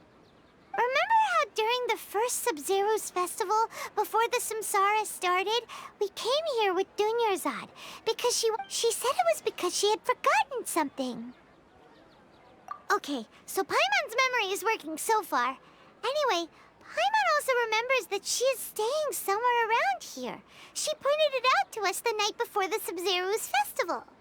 Yeah. Even if it's only a tiny clue, it'll probably still help us more than this needle in a haystack search.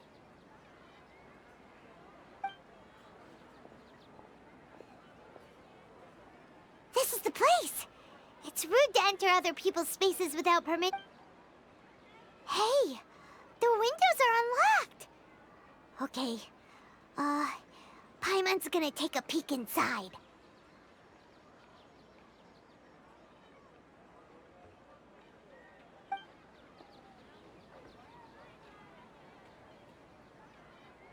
This was only a temporary residence, so there was pretty much nothing inside except this book on the table.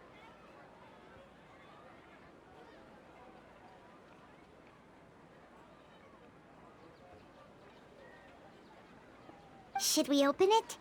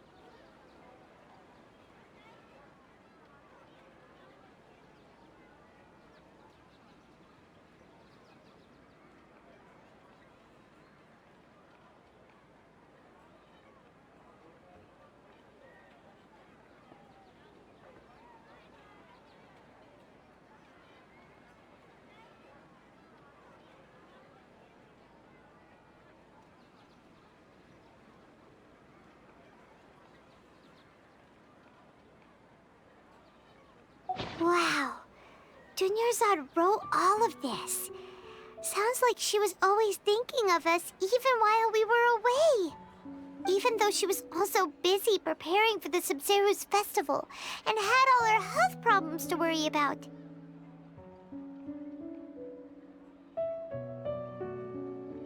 She must have wanted to give this to us as a gift on the day of the Sub-Zero's festival, right?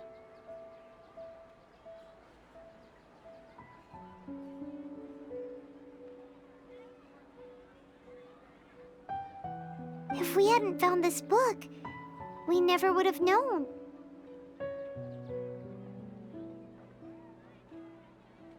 But now that we know, we can't even thank her.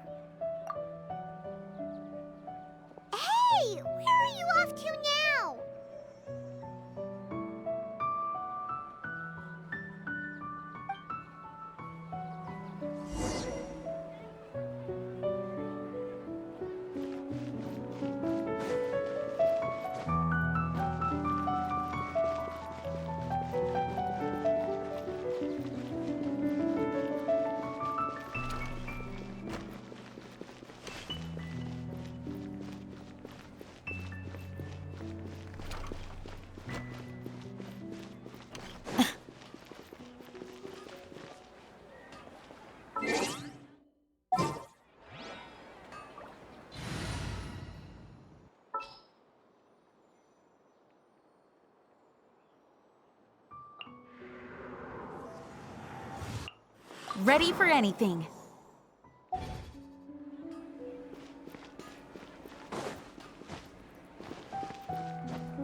Huh.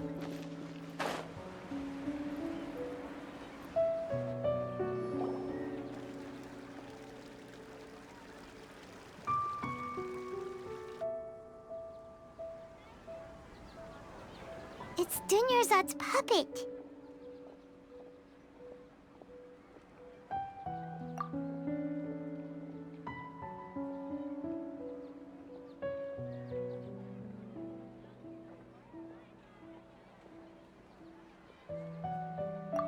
Traveler?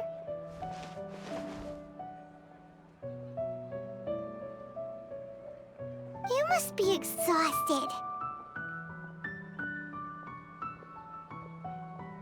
Come to think of it, we've been stuck in this place for a really, really long time. Heck, even the last time we were chatting happily with Dunyarzad feels like an eternity ago.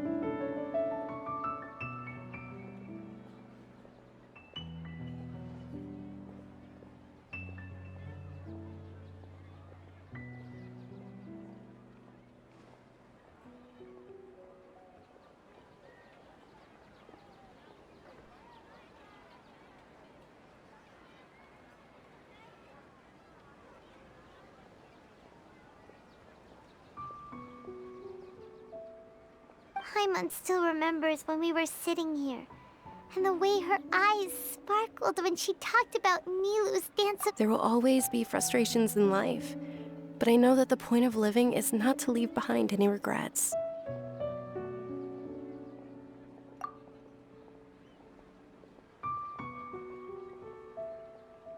That was what the real Dunyarzad said, wasn't it? Does that mean... Yes, Traveler. What is it? Oh, so she's still just a puppet. But just now, how come... What? Where are we going this time?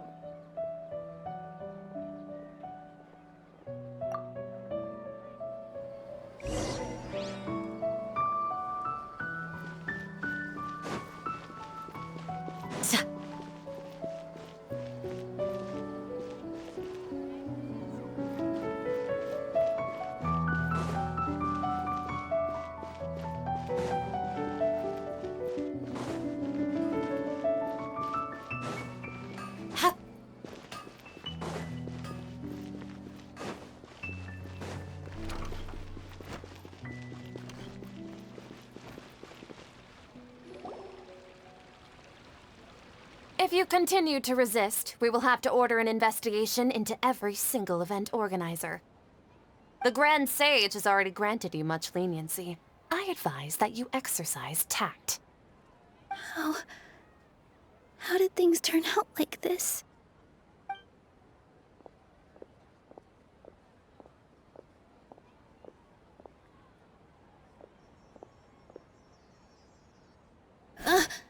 Traveler?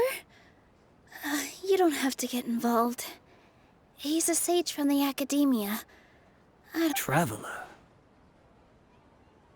Traveler? What the heck are you doing? If you get arrested by the academia, that's another day gone to waste!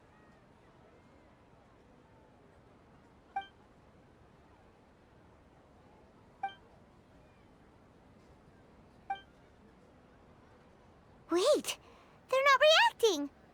Have they been scared stiff? Oh, of course! If this is the sage's plan, they wouldn't put themselves through this. So they're just substitutes. What is this? What happened to the Grand Sage and his entourage?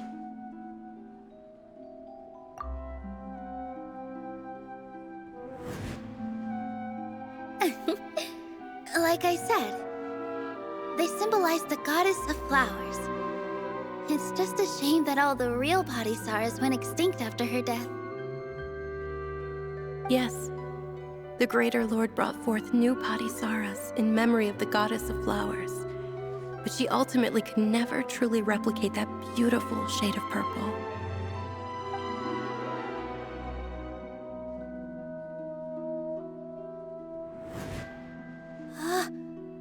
beautiful shade of purple. Aren't these flowers real Padisaras? Just like the ones from the legend? But didn't you just say all the real flowers went extinct after the goddess of flowers passed away? So, how? Yeah. What's going on here? Huh? You guys are acting weird. But okay, I'll try.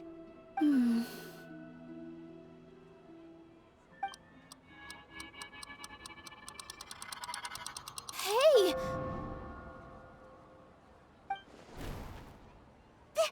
They disappeared! So Nilu's the host! What a surprise! Purple Padisaras don't exist in the real world anymore. But in Nilu's subconscious, they can appear as decorations on the stage. It's just like the example Nahida told us.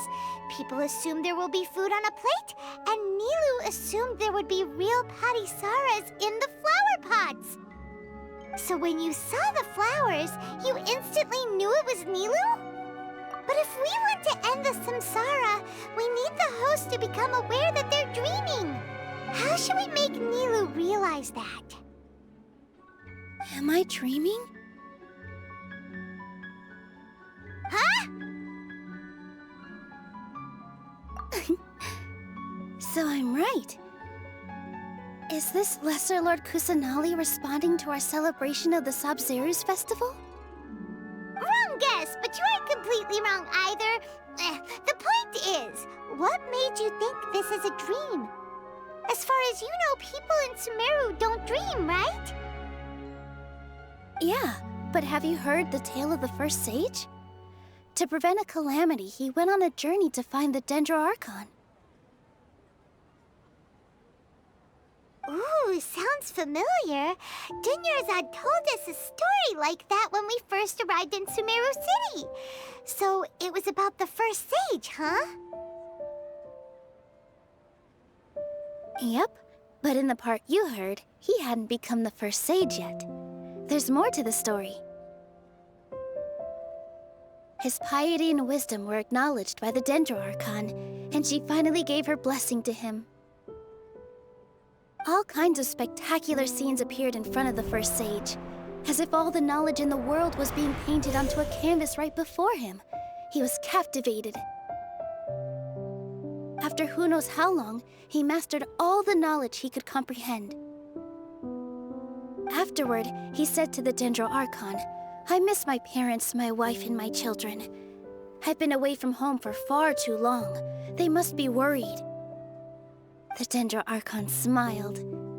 The next second, the sage found himself lying in his bed, as if he had just woken up from a dream. His wife lying next to him said, "You're off to search for the Dendro Archon today, aren't you? Have a safe journey, my love."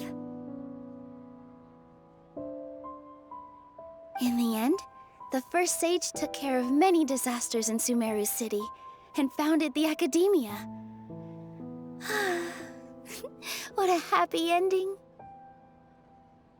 So, the first sage was dreaming ever since the beginning of the story? He never went on his journey? Yes, but his faith and determination were conveyed to the Dendro Archon, so she blessed him in the form of a dream. Paimon understands where you're coming from now. That's a really interesting connection. But we really gotta wake up soon, like the sage in the story. I see. Well, it just so happens that today's Sub-Zero's festival is almost over too.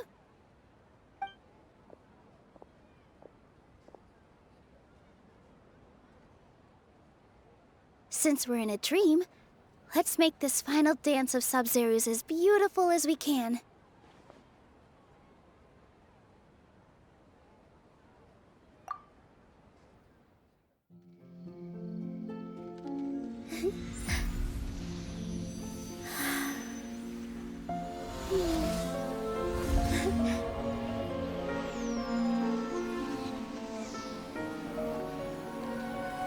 The wait is over, everyone. I dedicate this to our god, the dance of Sub-Zero's.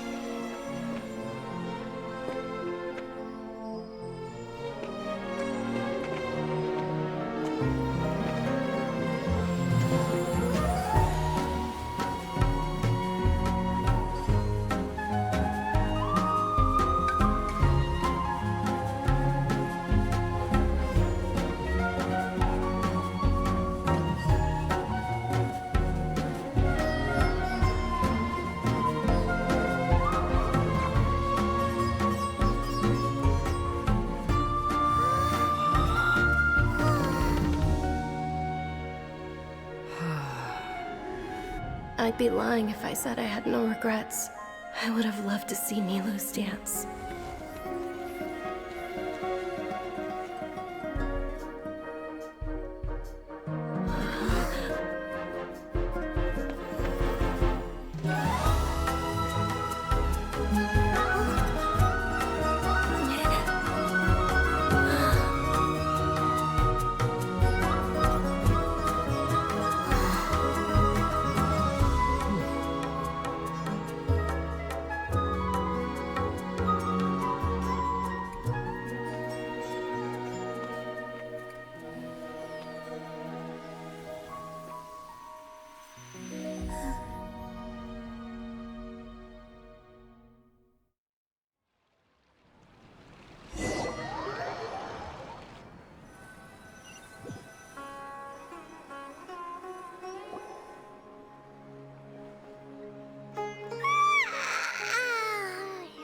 Good morning, traveler.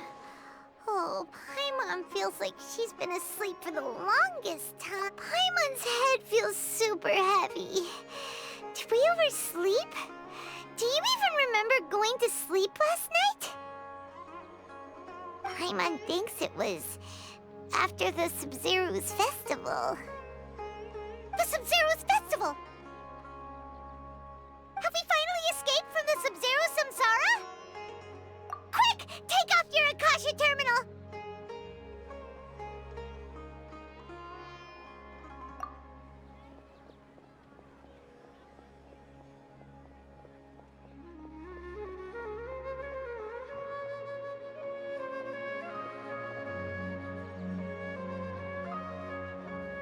She's not in her room. What happened? Huh?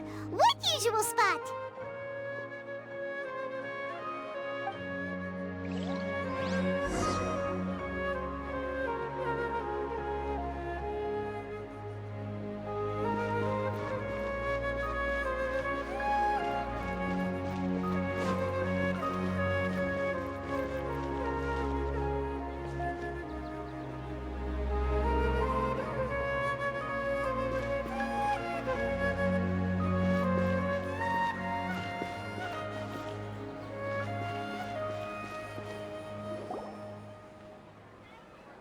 Well done, Traveler and Paimon.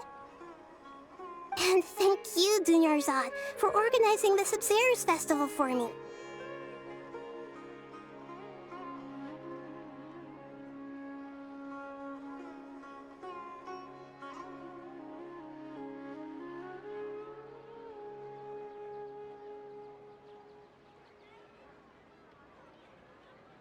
I'm sorry, who are...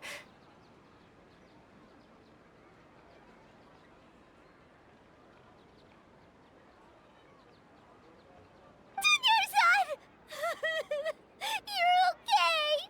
Oh, don't scare us like that! Oh, Traveler Paimon. I have something amazing to tell you. I just had a dream, and I saw Nilou performing the dance of Sub-Zero's.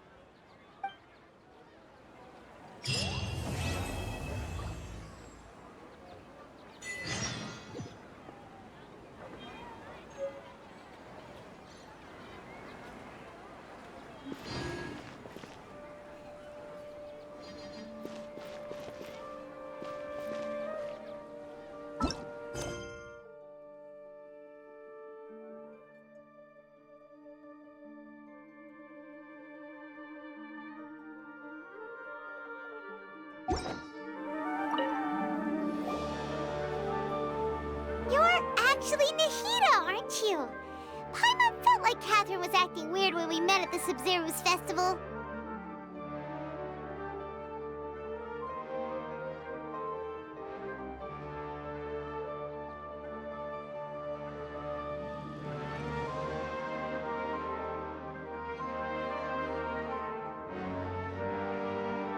And Dunyarzad, did you save her? It's a really long story. We shouldn't disturb her. Her consciousness is still weakened. Let's chat somewhere else. How about by the Traveler's favorite bench?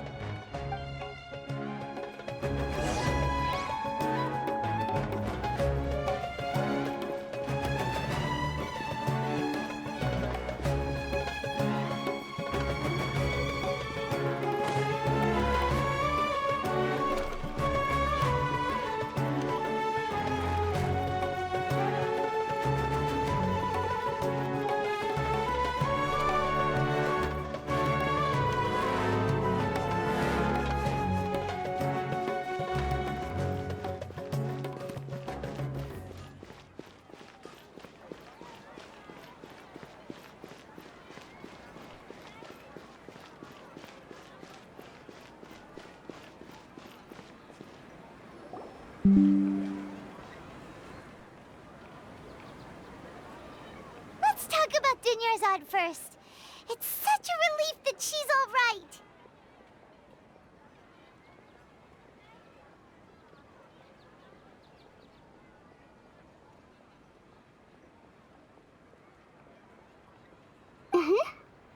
After we parted on the last day of the Sub-Zero's festival, I left the city and saw what the traveler had described.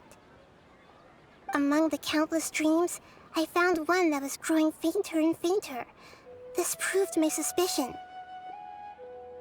Once Dunyarzad could no longer bear the Akasha harvesting her dreams, her consciousness began to dissipate. But this also meant it escaped the Akasha's control. Such a small fragment of consciousness can't last for very long, though.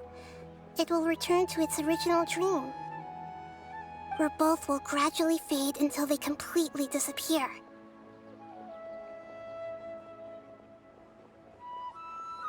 I used all the power I had to keep her dying dream alive as long as possible, but it still wouldn't have lasted for much longer if it hadn't been for you two breaking the samsara.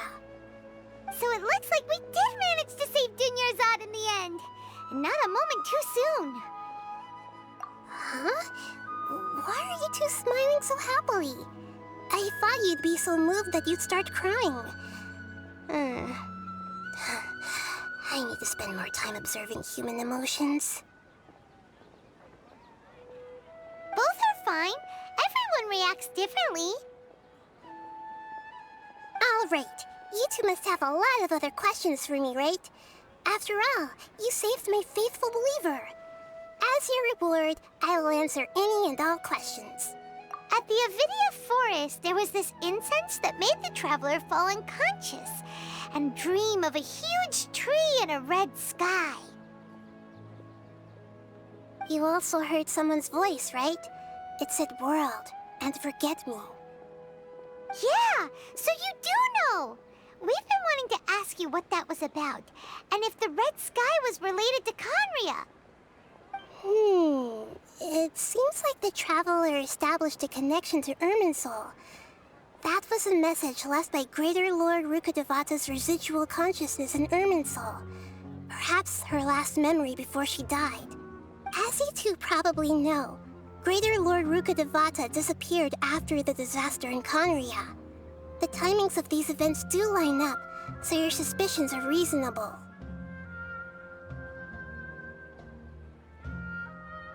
A message from Greater Lord Rukkhadevata? We thought it was from King Deshret. King Deshret? That god who died even longer ago? Some present-day desert dwellers still worship him. You probably just heard some of their conspiracy. Okay, so what does the message mean?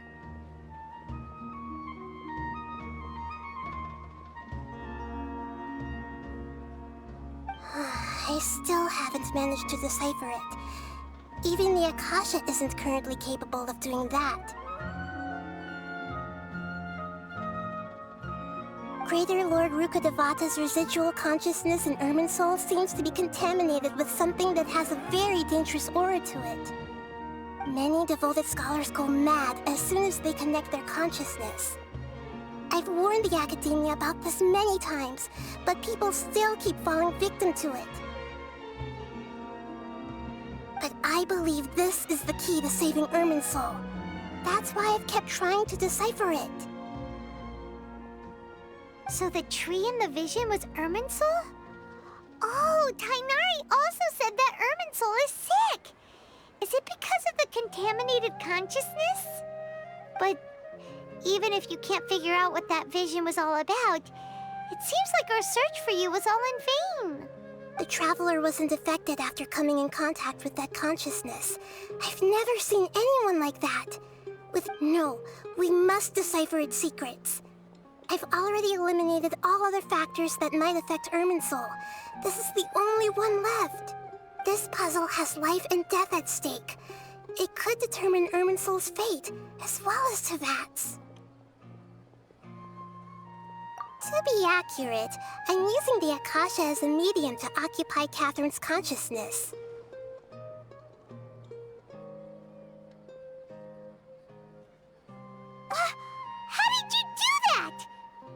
Catherine. Does this mean you can also occupy other people's consciousnesses? Theoretically, I can enter anyone's mind as long as they're wearing their Akasha terminal. The Akasha is the legacy of Greater Lord Rukkhadevata. As Lesser Lord Kusanali and the first Akasha terminal, my consciousness has always been linked to the Akasha. I've always respected my people's free will, so I've never actually occupied their consciousness. When necessary, I just borrow this bionic Snezhnayan puppet. Hold on. Did we just learn some deep, dark secret? So Catherine is... No wonder Paimon felt something was off about her. What about your own body? Why do you need to borrow other people's? Don't you live in the sanctuary of Surasthana? That story begins a long time ago. After Greater Lord Rukkhadevata disappeared, the sages found my newly born self and took me back to Sumero. At that time, I was young and weak. The sages kept me in the sanctuary of Surasthana, ostensibly for the sake of protecting me. But, however, I do understand that they had hoped to find Greater Lord Rukkhadevata instead of me, a symbol of her passing. So, the sages basically put their new Archon under house arrest? How dare they! Why don't you teach them a lesson, Nahida?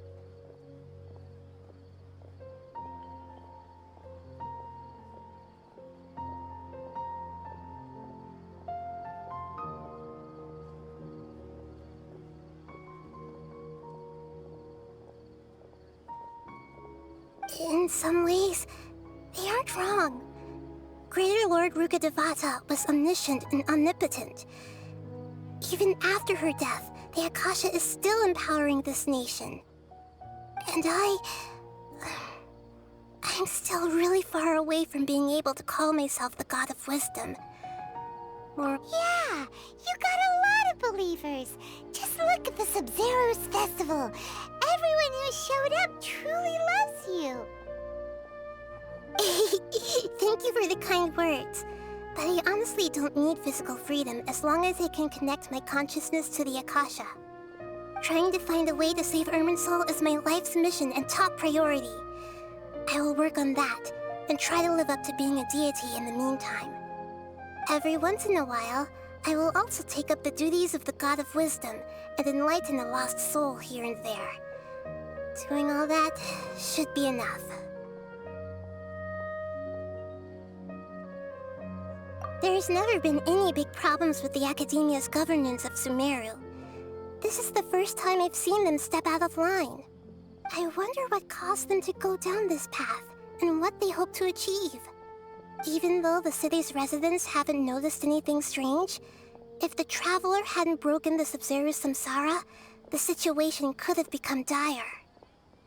I tried to do some investigating in the Akasha, but I couldn't find anything suspicious. And all the people of interest seem to purposely avoid wearing their Akasha terminals. I think they're deliberately trying to hide something. Oh, that reminds Paimon. In Gandharvaville, there was a sage who had invited Tighnari to join some kind of project. Could it be related? Regardless, I need to first investigate the sage's motives, make things right, and punish them if needed. But you mean how the Akasha stops you from having dreams? Yeah, it's been such a long time. No one's noticed something's up? It's not that no one noticed. It's more like no one cared. Ultimately, it's all rooted in the sage's misdirection. Misdirection? The sages convinced everyone to believe that being unable to dream is a sign of rationality and wisdom. Not dreaming is a badge of honor in Sumeru. Even if the truth is that their dreams are being reaped by the Akasha. With their propaganda in place, the sages can maximize their use of the Akasha to facilitate their research. Besides, Greater Lord Rukkhadevata must have created the Akasha in the hopes that it could be used to its full potential. That That's why I've never come out strongly against this. Anyway, the perspective advocated by the sages drowned out any voices of doubt. By now, even those who never use Akasha terminals find it too shameful and embarrassing to talk about their dreams.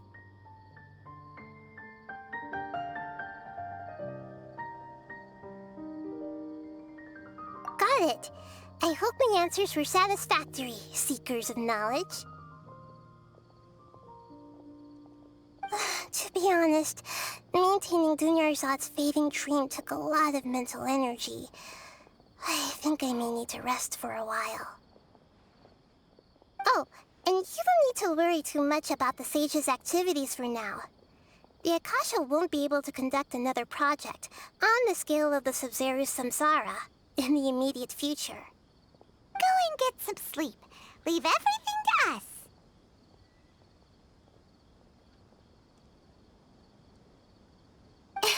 What a relief. This is truly the most exhausting birthday I've ever had. Traveler? Paimon? Why am I here? Do either of you know? Maybe you were sleepwalking. You know you can't wake up a sleepwalker. We happened to walk by, so we thought we'd wait for you to wake up. I see. Huh. I should visit my maintenance personnel sometime. Oh, I'm fine. I better go. Thank you. We've spent quite some time in Sumero City, but ever since we last said goodbye to Lesser Lord Kusanali, we haven't heard anything from her. Oh, we can't just keep waiting around like this. Let's go find Catherine and pick up some work so we can at least keep ourselves busy.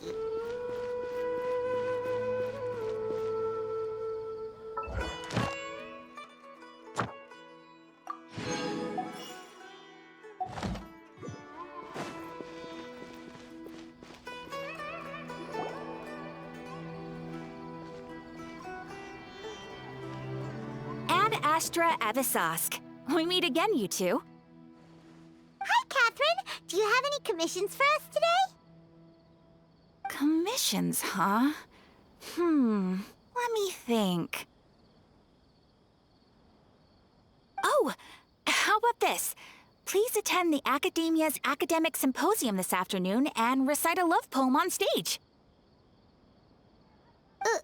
Wait, say what now? And if possible, please also use your camera to capture the reaction of the audience upon finishing the poem. Huh?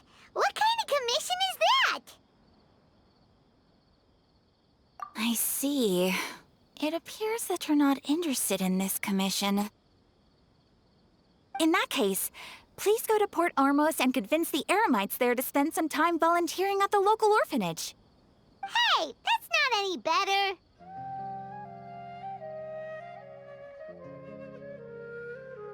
I'm sure the mercenaries will have some interesting reactions as well. Paimon's gotta ask. Just who exactly has been submitting these commissions to the Adventurers Guild? Oh, the commissioner? Well, actually, I just wanted to see the two of you in action.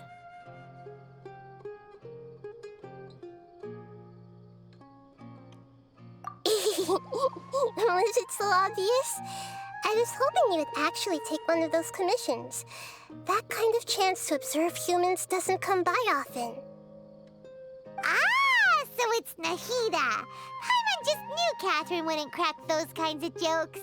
When did you get into her head? From when she said, Ad Astra Abisask? So it's been you this whole time? Are you done resting up, Nahida? Yes. I've been sleeping ever since we parted ways, and I even had a really, really long dream. It was another dream about the Sub-Zero's festival, except it was a happy one. In my dream, I was sitting in the middle of a flower terrace, and everyone in Sumeru City was holding hands as they danced in circles around me. They danced round and round, and everyone looked really happy. I also got to sit on a gigantic flower carriage. Ferris, the Knight of Flowers, raised me really high above the ground, and I was throwing an endless amount of Yalda candies at the children. You know, Nahida, maybe your dream is how the Sub-Zero's festival really should be. It's meant to be a joyous time where everyone gets together to celebrate your birthday. Huh? Wasn't I describing a really happy dream? Why are you both looking at me like that? Wait, no! We aren't pitying you. That would only make everything worse. We just don't want you to feel too sad. By the way, have you had a chance to visit Dunyarzad? How's she doing? The Homiyanis haven't allowed any visitors after the festival, so we haven't been able to check on her. Yes, I paid her a visit right after I woke up. She was resting at the time. Her condition is stabilized. However, since Elazar is a manifestation of the withering on the human body, we can only cure it by finding a way to take care of Irminsul's own withering. But for the moment, our top focus should still be figuring out what the sages are up to and what they're planning. Right. Who knows what'll happen if they manage to pull off another scheme like the Samsara of the Sub-Zero's festival. So our first priority should be investigating and putting a stop to the sages' activities. As for how we should pull that off, let's discuss it somewhere else. Oh, good point. Sorry, adventurers. We're gonna be borrowing...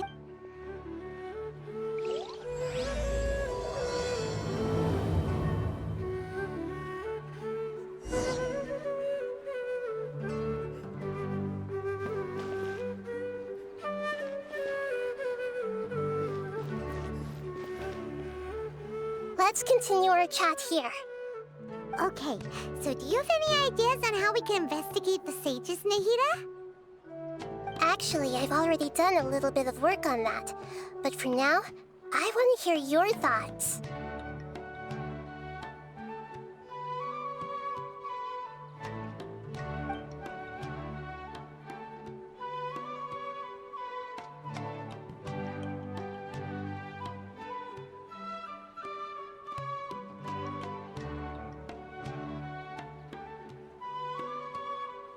No way, that's too risky.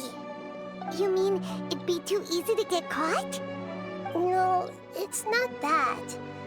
We shouldn't involve innocent students in this. A single mistake could completely ruin their life. Doing that would be ignoring the safety of my people for my own selfish goals. How is that any different from what the sages are doing? That's a good point. I've already tried that, but all the key members of the Academia, even the core 30 guards, intentionally avoid wearing their Akasha terminals. It seems that from the very beginning, they've been guarding against info leaks from the Akasha. Of course, it could also be because they're wary of me. Have you already caught the sage's attention? I'm guessing not yet. But distrusting me would make perfect sense if they've ever paid attention to the urban legends about me. In any case, I probably can't take over their minds directly. We're in the dark as of now. Since we still don't know anything about their goals, any rash move could tip them off, and after all, every person in Sumeru City is one of their hostages. Are we really out of ideas? Nahida, you're super smart, so you already have something in mind, right? Don't keep us in suspense. Spill the beans already.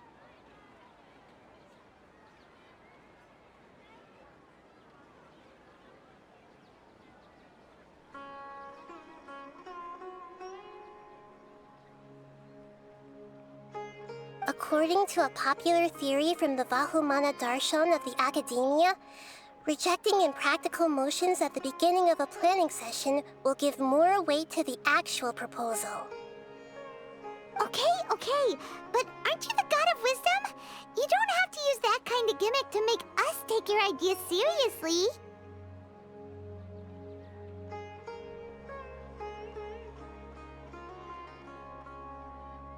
Well, I've been thinking that if I can't directly possess the leaders, and if I can't get ordinary people involved, then I should find someone who's already involved, but hasn't decided to side with the sages. You're saying we should recruit a spy? That does... Oh! Before coming back, we met someone named Alhaitham. He seems like he acts alone, and he likes doing stuff behind the Academia's back. Actually, I already have someone in mind. Do you still remember that female scholar named Setaria? Setaria? Paimon remembers now. Isn't she the one who's always trailing behind the Grand Sage of the Academia? We ran into her basically every time the Sub-Zero's festival repeated itself. You could even say we're old enemies by now.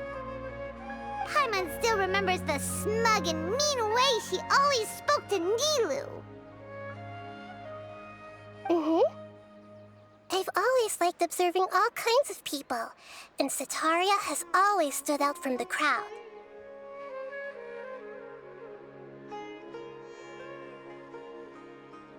She was born in the desert and was hailed as their greatest genius.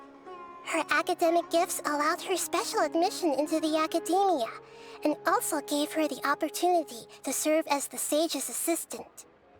Oh, Paimon didn't know she was from the desert. She must be pretty special then. Paimon feels like most of the desert dwellers around the city are working as mercenaries. The name Setaria means star. When she lived in the desert, she shone like the brightest star in the night sky. Later on, she was chosen by the sun. The star was given a place in the daytime sky to complement the sun's dazzling light. Soon after, the star witnessed the sun scorching the earth, which brought forth many disasters. The star began to waver.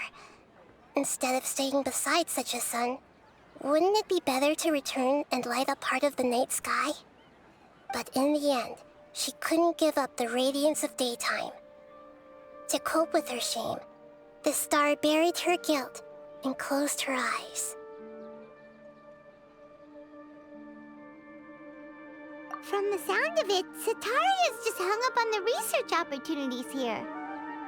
But she doesn't really support the Academia. She still feels guilty about not doing more for the desert, right? She's just running away from her problems. Indeed. When they are presented with complex moral issues, many people will simply plug their ears and go with the flow until the problem can't be fixed anymore. She's suppressing a lot of guilt, but before she realized it, she had already become the sage's accomplice. She can't deny right. We must somehow make her face her problems again.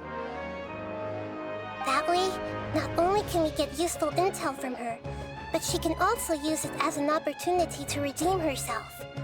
From my past observations, Setaria will take a day off from the Academia every 10 days to do some shopping in the city. Tomorrow afternoon just happens to be a shopping day for her. That'll be our chance. To prepare, let's go check out some of her favorite spots, and have a quick chat with a few of the vendors there.